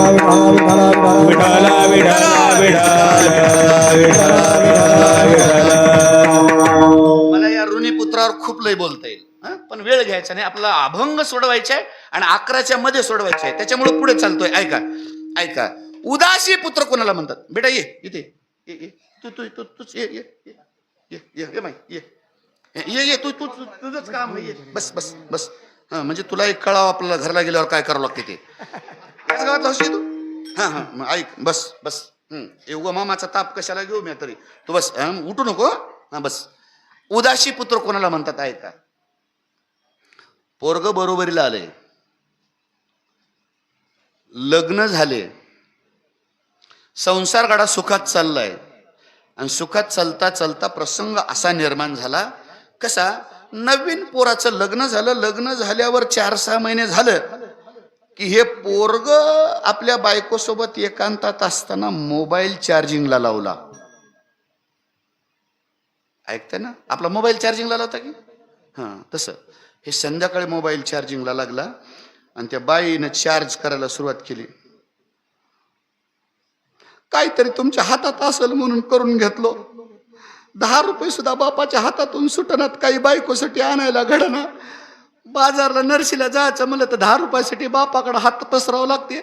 एवढं तुमच्या हातात काहीच नव्हतं तर कशाला केसानं गळा कापल्या, लग्न करून घेतल्या, मुंजा कर राहिल्या नाही. हे हळूहळू चार्ज व्हाले संध्याकाळी.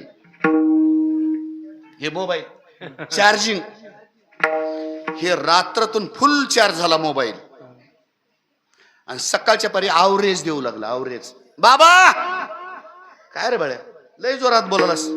बस झाला कारभार. किती दिवस कंबरला चाब्या ठेवणारा? देऊन मोकळं व्हा की आता. ते म्हातारं म्हणते तुला उधळायसाठी रक्त आटून एवढं जमा केलं नाही बेट्या, डोळ्यात एका परा नाही तवर जर हाताच्या बी उधळायला तुला देऊ काय? आवरेज पाहिजे तेवढं आलं नाही या चार्जिंगनं. मग योगा योगा असं 4-6 महिने जमलं की हे चार्जर माहेरला जाते. मग हे मोबाईल तिकडे गेल्यावर पॉवर बँकेचं कनेक्शन होते. ते पॉवर बँक माहिती आहे की तुम्हाला? मोठी. हा ते मोठी राहते बघा पॉवर बँक. चार्जर नाही त्याच्यावर. हा ते त्याच्यावर. मग ते कनेक्शन संध्याकाळी तिकडे गेल्यावर होते आणि मोबाईल मग चार्ज होते. सोन्यासारखी पोरगी आमची वाळूचीच झाली. नाकातून परत म्या लढण हलाव तिचं सांगायला. नाही तर तुम्ही म्हणता महाराज का लढाले, म्या लढण हलाव ती सांगायला लढबोम.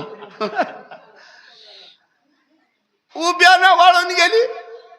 नाकाचा दांडा तेवढा शिल्लक राहिला. एवढा हातात तुमच्या नव्हतं तर कशाला करून घेतल्या?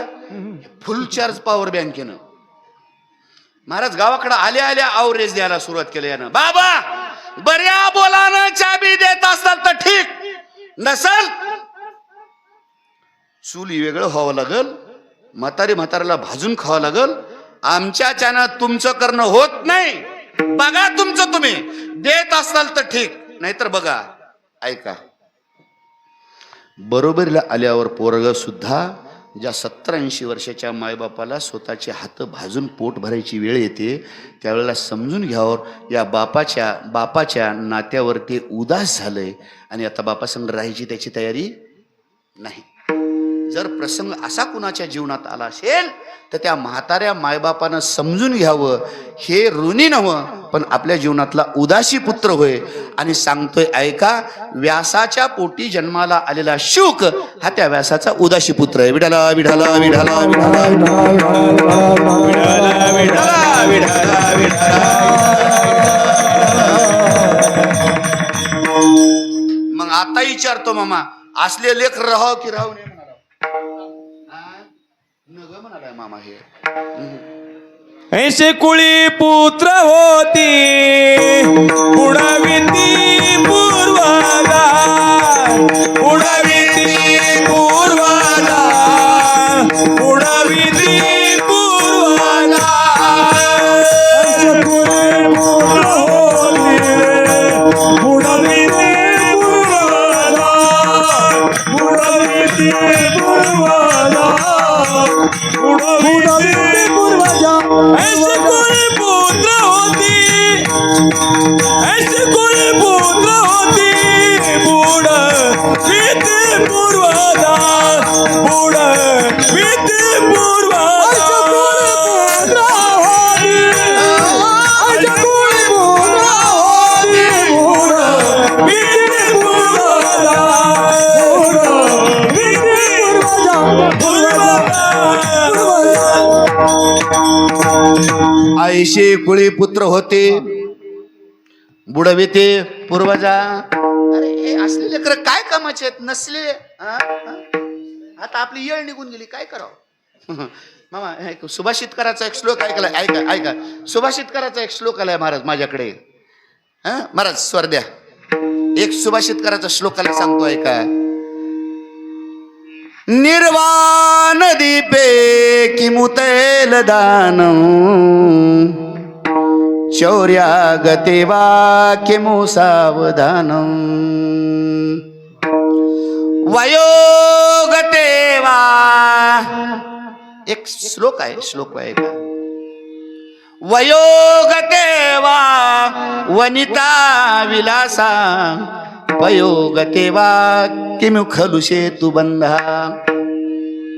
सुभाषितकार सांगतोय ऐका ऐका. निर्वाण दीपे किमुतैल दानम. अरे दिवा विजलाय नंतर तेल टाकून काय उपयोग आहे. वेळ निघून गेली ना, वेळ निघून गेली, वेळ निघून गेली. काय काय उपयोग आहे. डबा भरून आणून ठेवलाय पण वेळेवर टाकलं ना तुम्ही तेल, वेळेवर टाकायला पाहिजे वेळेवर. निर्वाण दीपे किमुतैल दानम. काय उपयोग आहे. नंतर का उपयोग नाही. तुम्हाला वाटलं मग पेटवता येईल का. पेटवता येत नाही. सांगतोय का. जेव्हा दिवा विजतो तेव्हा वाती सहज जळतो. नीट आहे का, नीट आहे का. कीर्तन नीट आहे का.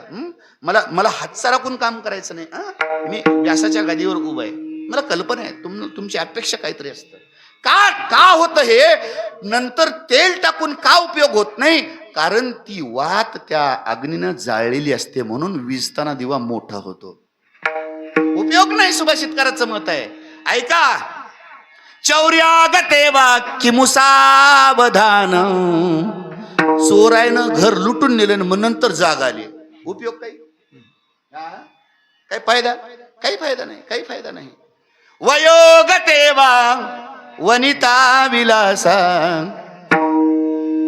चांगलं तरुण होतं तवर जे तो पोरायला देतो म्हणून 25 सोयरे घरला आले. नाही आताच करायचं नाही म्हणलं. 50-50 सोयरे येऊन घरला गेले. आता करायचं नाही म्हणलं. असं करायचं नाही करायचं म्हणण्यामध्ये 30-35 वर्षाचं होऊन गेलं. नंतर म्हणाले आता करावं. आता कोण येणार आहे म्हणजे. वयोगते वा वनिता विलासा. काय उपयोग आहे. नाही नाही नाही. सांगू सुभाषितकाराचा शेवट आहे ऐका ऐका. पयोगते वा खलुषे तु बंदा. पाणी सगळं वाहून गेलं ना मागून म्हणले बंदा घालाव की. पाणी निघून गेलं, सगळं निघून गेलं. आणि आता म्हणाले तसलंच काम आपलं झालंय. लेकरं बरोबर लागले तर आता राहू नये म्हणालेत. त्याला की लक्षात आलं की असलंच वेळ रामदास महाराज दुखणं आपलं. येळ निघून गेले ना आता नग म्हणाले. आता सोडते होय ते.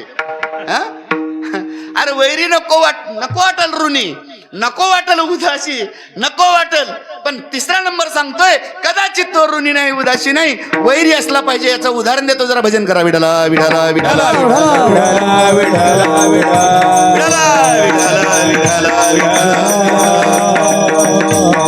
वैरी पुत्र कोणाला म्हणतात सांगतोय. ऐका, एका वाक्यात सांगण्याचा प्रयत्न करतोय. ज्या बापानं जन्म दिलाय, ऐका ऐका ऐका बाबा, सगळे जण ऐका, लक्ष द्या. ज्या बापानं जन्म दिलाय त्याच बापाच्या विरोधामध्ये बापाचा वैरी शोधून काढला. ऐका ऐका, बापाच्या पोटीचा जन्म झालाय, त्या बापाचा वैरी शोधून काढला, त्या वैऱ्याचा गौरव गुणगौरव केला, उदो उदो केला, वैऱ्याला घरला बोलून घेतलं आणि डोळ्याच्या देखत बापाचा काटा काढायला लावला. याला वैरीपुत्र म्हणतात. काय म्हणतात? वैरीपुत्र. ज्या पोटी जन्म घेतलाय, बस बस बस बस बस बेटा बस बस, हा, ज्या बापाच्या पोटी जन्म घेतलाय आणि त्याच बापाचा वैरी घरला बोलून घेऊन बापाचा काटा काढला, संपवलं त्याला, मारलं त्याला. हा बापाचा कोण आहे? वैरीपुत्र आहे. वैरीपुत्र हे इतर बघू नका. हिरण्यक्षपाच्या पोटी जन्मलेला प्रल्हाद हा त्या हिरण्यक्षपाचा वैरीपुत्र होता. विठाला विठाला विठाला विठाला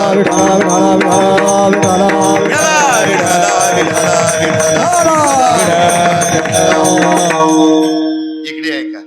तुम्हाला वाटलं हे सगळं शास्त्रातलं होय, ग्रंथातलं होय, इतर काही तर उदाहरण द्या की. इतर उदाहरण देतो, ऐका सगळेजण, याच्यासाठी तुला बोलून घेतलो. इकडे कितीला आहेस तू? 7वीला. म्हणजे 13 वर्षाचं वय आहे की तुझं? 12-13 वर्षाचं. हा, एवढंच पोरग कोरोनाच्या काळामध्ये ट्युशनला जायचं, शाळा बंद झाल्या. बाप सुशिक्षित होता. बापानं काय केलं, अभ्यासाचं लिंक तुटल आणि लेकरू अभ्यास करणार नाही, नंतर त्याला शाळेची गोडी राहणार नाही, अभ्यासाची गोडी राहणार नाही, वाया जाईल, म्हणून त्या बापानं काय केलं, गुरुजीकडे होम ट्युशन लावलं. म्हणजे गुरुजीच्या घराला जायचं, शिकायचं. पूर्वी परंपरा ती होती. भगवान कृष्ण परमात्मा संदीपानांच्या ग्रही जाऊन शिक्षण घेतलं, वेदाध्ययन केलं. तसं या सुशिक्षित माणसानं आपल्या लेकराला ट्युशनला पाठवलं. दररोज जायचं, सकाळी 6 वाजता जायचं आणि 10 वाजता परत यायचं. एके दिवशी रविवार, बाप त्याचा घरी होता, हे सकाळी 6 वाजता ट्युशनला म्हणून गेलं आणि 10 वाजता परत आलं.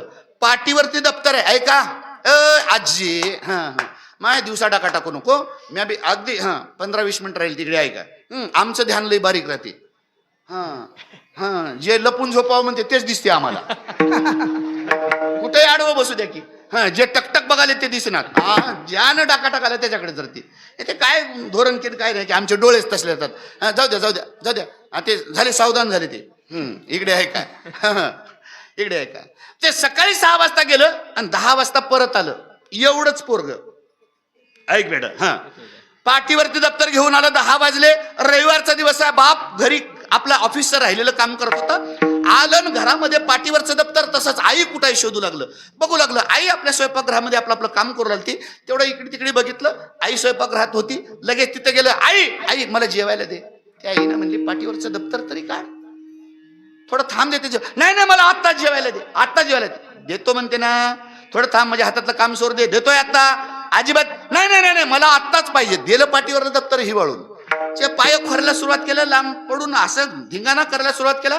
आई म्हणली देतो म्हणते ना तुला, थोडं थांब ना, गबस ना, देते ना. नाही नाही, मला आत्ताच दे म्हणायला सुरुवात केलं. हात पाय तन तन आपटायला सुरुवात केलं. बोल बोल बोल. हा, एवढा पोरानं. आता याचे हातपाय आपटल्यावर गल्लीमध्ये ऐकू जाते. हा हा, मग ते हातपाय आपटून धिंगाणा करायला सुरुवात केला. घरात धिंगाणा करू लागल्यामुळे ती आई आली, तुला सांगते ना, देतो म्हणते ना, थोडं थांब ना. एवढी आग पडली का, दम निघत नाही का म्हणली, ताडकन खाली मारली. कुणं मारलं बेटा? बोल बोल बोल बोल. आईनं मारलं. मारल्या महाराज ते पोरग उठलं, लाल भडक डोळे केलं, डोळ्यातून अश्रू गळू लागले. इकडे तिकडे बाप कुठं आहे हुडकू लागलं. एवढं पोरग, बाप कुठं आहे? ते बाप एका रूम मध्ये आपलं काम करीत बसला होता, लिहित बसला होता आपलं. हे पोरग गेलं, बापाकडे जाऊन असं करून उभं टाकलं. बाप आपल्याकडे कवा बघल, ते आपलं खाली मान घालून लिहित बसलाय बाप. याला वाटू लागलं बाप आपल्याकडे कवा बघते. असं करून बघू लागलं, डोळ्यातून पाणी गळू लागले, लाल भडक डोळे झाले. 5-10 मिनिटानंतर बापानं बघितलं तर काय पोरग रडले. पाळ्या काय झालं, काय रडायला, काय झालं? डोळे लाल झाले, चेहरा लाल झाला तुझा, काय झालं तुला रडायला? ते पोरग बापाला म्हणलंय, काय झालंय म्हणून काय विचाराल्या? कोण म्हणाले? कोणाला म्हणाले? बाबाला. बाबा आहे की इथं तुझा? हाय का? हा ध्यानात राहू द्या. हा ते पोरग बापाला म्हणाले काय झालं म्हणून काय विचारलं? त्यानं मला अरे रडालाच म्हणून म्हणालो, डोळे लाल भडक झालेत. काय झालं मला रडायला? काय झालं सांग की, सांग काय झालं रडायला? त्या म्हणलं काय झालं म्हणून काय विचारल्या? त्यार बाप म्हणला अरे रडालाच काय झालं सांग. ते नव्ह काय तुमची बायको म्हणलं. अरे त्यानं मला माझी बायको आहे रे, तुझी कोणीतरी नव्ह काय? त्या काय बी असं म्हणलं आपल्याला माहित नाही म्हणलं. काय झालं लढायला? काय ते नव्ह काय तुमची बायको? कोणाला म्हणाले? हा ते नव्ह काय तुमची बायको? त्यानं म्हणला माझी होय रे, पण तुझी माय होय आपल्याला अजिबात मान्य नाही म्हणला. मग काय कर? काहीच नाही म्हणला. सांगालो म्हणला तिने आपल्याला मारलंय. आईनं मारलंय सुद्धा म्हणायची तयारी नाही. ते काय म्हणाले? तिनं आपल्याला मारलंय. यानं म्हणला मग काय म्हणणं आहे तुझं? तिनं मारलंय होय रे, माझी बायको होय, तुला मारले. मग तुझं म्हणणं काय? अजिबात तिचं ना आपलं जमणार नाही म्हणलं. कोणाला म्हणाले? कोणाला म्हणाले? बापाला. हा मग बापानं म्हणलं अरे तिचं तुझं जमणार. मग आता तुझं म्हणणं काय? काहीच नाही मला, तिचं आपलं जमत नाही. अरे तुझं म्हणणं काय? काहीच नाही मला, आपली आपल्याला पाहिजे. काय बायको म्हणाले? ए त्याचा बाप आहे का बधी? जरा त्याला बघा पोलीस पाटील लय अवघड होऊन गेलं. याच्यासाठीच पुढे आलंय. आता सोयरी के महाराजाशिवाय लागेल आता. उग म्हणाले बरं का तुला, तेच कर नको. आता मला सांगा, ऐका इकडे ऐका. या वयात ही आपली आपल्याला पाहिजे म्हणल्यावर म्हातारपणात माय बापाला पाळण्यात घालून हलवलं वाटाले? कसं वाटालंय? कसं वाटालंय? मग असलं राहावं की राहू नये मामा? नग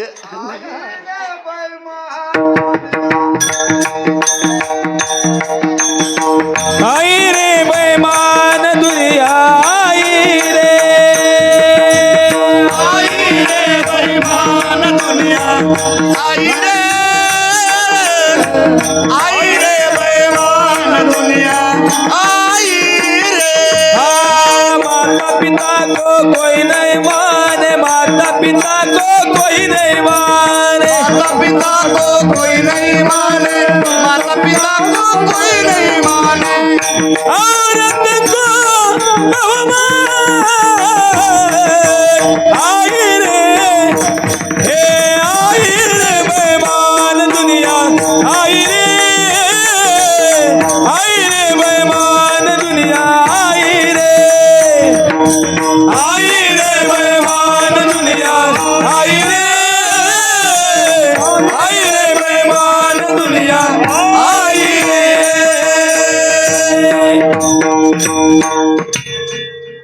याला वैरी पुत्र म्हणतात. एवढ्यापर्यंत थांबवत आपण. हा बस बेटा, काही म्हणणं आता तुला? हा बस बस बस, तुझी जाडजोड लावतो बस. पण याला कळायला पाहिजे होतं. अर्धे म्हातारे झालेत, पांढरे मिशा झाले, त्याची जाडजोड लग्न आले. आपलं कवा लागल, पण आता ते आलंय घरानं, त्याला काय करावं आता? जाऊ दे, बघू आपला आपण बाकीचा काही विचार करू नये. हे 3. आता मला सांगा, ऋणी पुत्र, उदाशी पुत्र आहे, वैरी पुत्र आहे, नको वाटल. ठीक आहे, नको हे न झालेले बरे असं वाटतील. पण चौथा आहे, कदाचित तो वैरी पुत्रही नाही, मग कदाचित तो सुपुत्र असला पाहिजे. तिने नाही, सुपुत्र असला पाहिजे. सांगू तुम्हाला, ऐका. सुपुत्र झाल्यावर, चांगला पुत्र झाल्यावर सांगा, ज्या मायबापाच्या पोटी जन्मालाय त्याला आनंद वाटणं तर साहजिकच आहे. पण असली लेकरं झाले तर जगाच्या मालकाला आनंद वाटतोय म्हणे. तयाचा हरिक वाटे देवा, वाटे देवा, तयाचा हरिक वाटे देवा, वाटे देवा, तयाचा हरिक वाटे देवा, वाटे देवा, तयाचा हरिक वाटे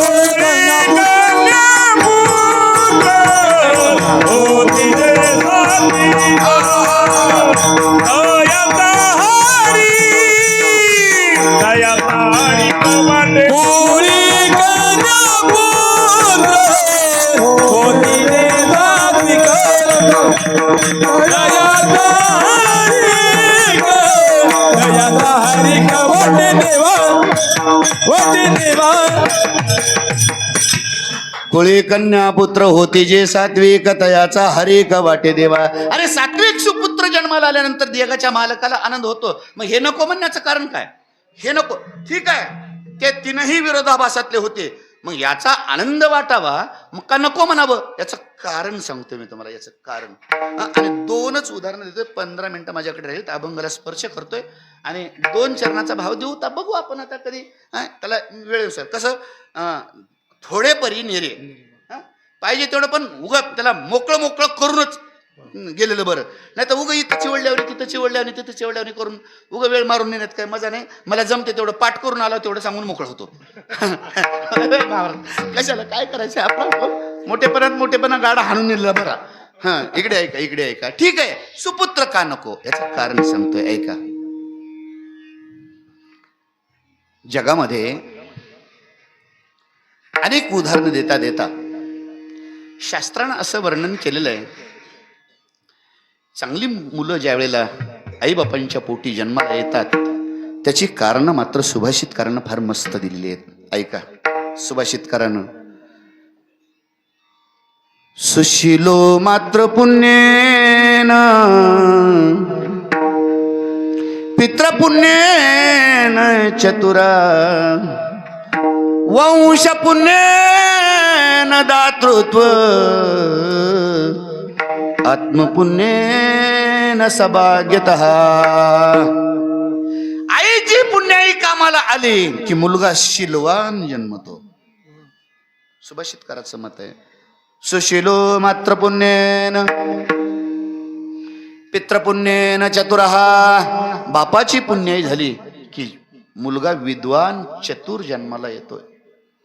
त्या घराण्याची पुण्याई असेल तर घरात त्या दाता म्हणून एखादा जन्माला येतोय. दाता म्हणून मी काय बोलतोय ऐका. आणि स्वतःची पुण्याई झाली मामा एका चांगल्या वैभव संपन्न घराण्यामध्ये जन्माला येतो. आत्मपुण्येन सभाग्यतः. आणि अशा लेकराचा आनंद जगाच्या मालकाला वाटावा, पण नको म्हणण्याचं कारण काय असावं? एवढं असेल तर याचं कारण अगदी सांगतोय, ऐका. अभंग तुमच्या समोर ठेवतोय.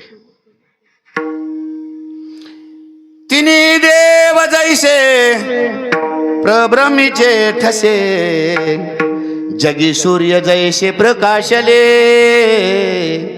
ते हे निवृत्तीनाथ ज्ञानेश्वर सोपान. ते हे निवृत्तीनाथ ज्ञानेश्वर सोपान मुक्ताई पावन दीप्ती कळा. अरे जगातले देव आहेत पण लेकर म्हणून मायबापाच्या पोटाला आलेत. ते हे निवृत्तीनाथ ज्ञानेश्वर सोपान. देव आहेत पण लेकर म्हणून पोटाला आले. सांगू तुम्हाला, एक वाक्य शेवटचं वापरतोय. ही 4 लेकरं विठ्ठल पंताने रुक्मिणीच्या पोटी लेकर म्हणून आले नसते तर कदाचित विठ्ठल पंताने रुक्मिणीला मातेला देहांत प्रायश्चित्ताची शिक्षा घ्यावी लागली. वाक्य नीट ऐक. कोण होते? हो, सुपुत्र होते, देवाचे अवतार होते, पण लेकर म्हणून आले. आणि पोटाला लेकर म्हणून आल्यामुळं या संततीच्या मोहापायी, ऐका माझं वाक्य नीट ऐका, या संततीच्या मोहापायी आमच्या लेकराला समाजामध्ये चांगलं जगता आलं पाहिजे, सन्मानानं जगता आलं पाहिजे, समाजाने स्वीकारून घेतलं पाहिजे, याच्यासाठी या लेकराच्या माया जाळात अडकले जग सोडावं लागलं. महाराज, देवाची माय झाल्यानं बाप झाल्यानं काय होते? लेकर म्हणून पोटाला आलेल्या देवाला सुद्धा मायबापाचं मरण चुकवता आलं नाही. मग सुपुत्र असला काय आणि वैरीपुत्र असला काय? भगवान आम्हाला हे काही देऊच नको. मायेचं जाळ मोह निर्माण होतो. 100 पोराचा धृतराष्ट्र नावाचा बाप मोहात अडकला. गीतेचा पहिला श्लोक काढा, ज्ञानेश्वरीची त्यावरची ओवी काढा. धर्मक्षेत्रे कुरुक्षेत्रे समवेतायु सभा मम कश्चैव पांडवा किम कुर्वत संजय पुत्र स्नेहे मोहितू धृतराष्ट्र असे पुसतू सांग संजया मातू कुरुक्षेत्रेचे. 100 पोराचा बाप मोहात अडकला पण मरण वाचू शकला नाही, अवकळा होऊन मेला.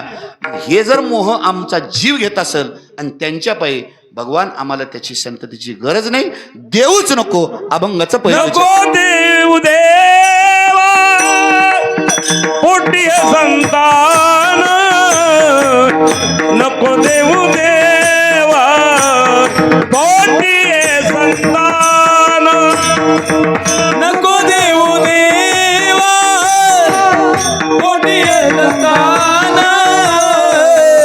नको देऊ देवा पोटी संतान.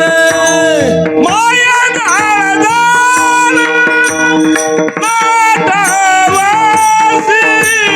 माया गाळदान नाटवासी, माया गाळदान नाटवीसी, माया गाळदान नाटवासी. नको देऊ देवा द्रव्यानी भागे, नको देऊ देवा द्रव्यानी भागे, नको देऊ देवा द्रव्यानी भागे, नको देऊ देवा द्रव्यानी भागे, नको देऊ देवा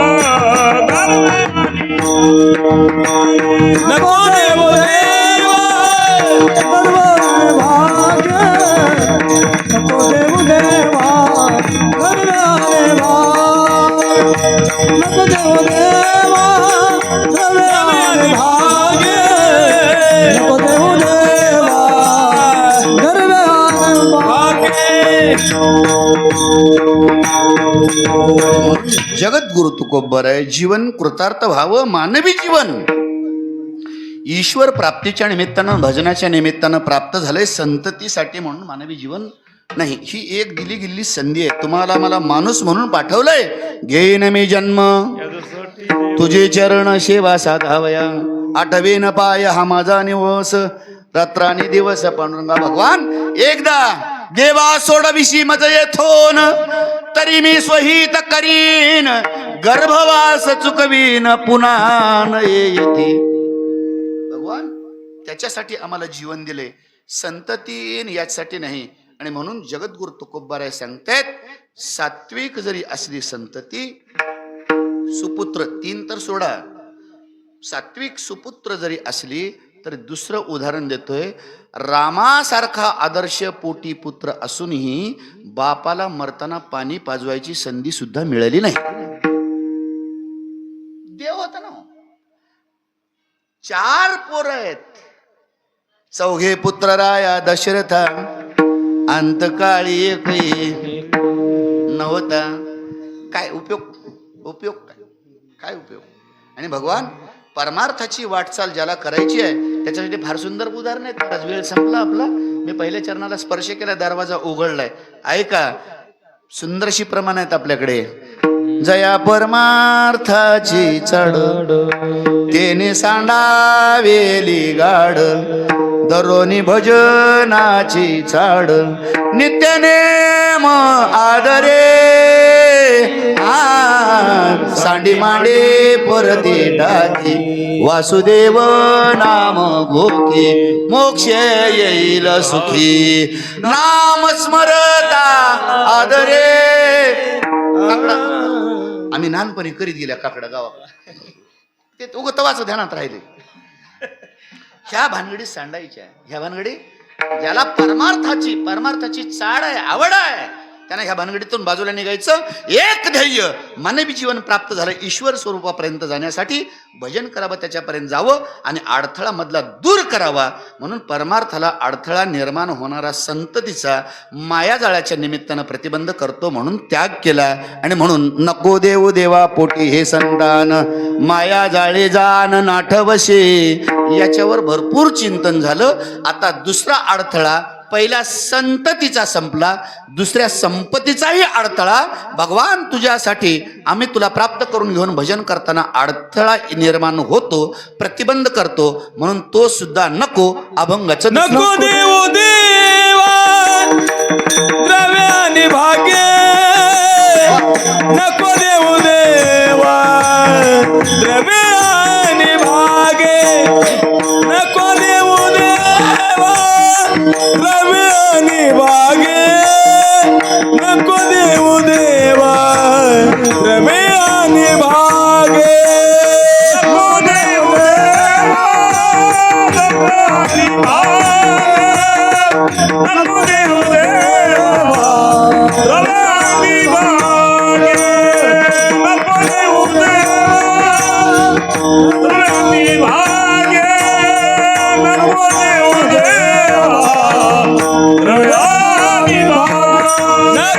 देऊ देवा रमे आणि भागे नको देऊ देवा रमे आणि भागे नको देऊ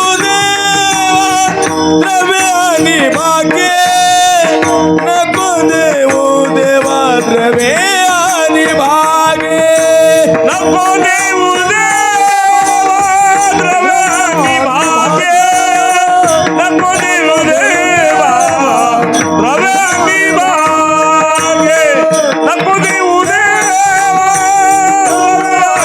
भागे नको देऊ देवा रमे आणि भागे तो एक उद्वेग होय जीवा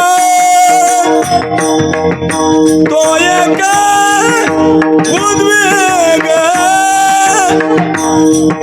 होय जीवा तो एक उद्वेग होय जीवा नको देऊ देवा रमे आणि भागे नको देऊ देवा रमे आणि भागे नको देऊ देवा रमे आणि भागे नको देऊ देवा रमे आणि भागे तो एक उद्वेग होय जीवा तो एक उद्वेग होय जीवा तो एक उद्वेग होय जीवा तो एक उद्वेग होय जीवा नको देऊ देवा रमे आणि भागे नको देऊ देवा रमे आणि भागे नको देऊ देवा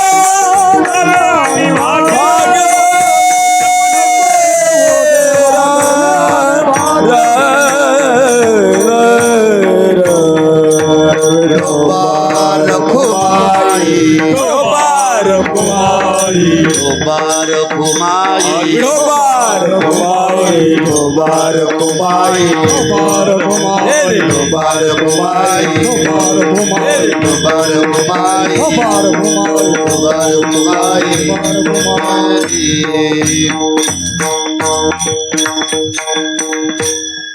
पोलीस पाटील आपला संकल्पित वेळ अगदी तंतोतंत संपला.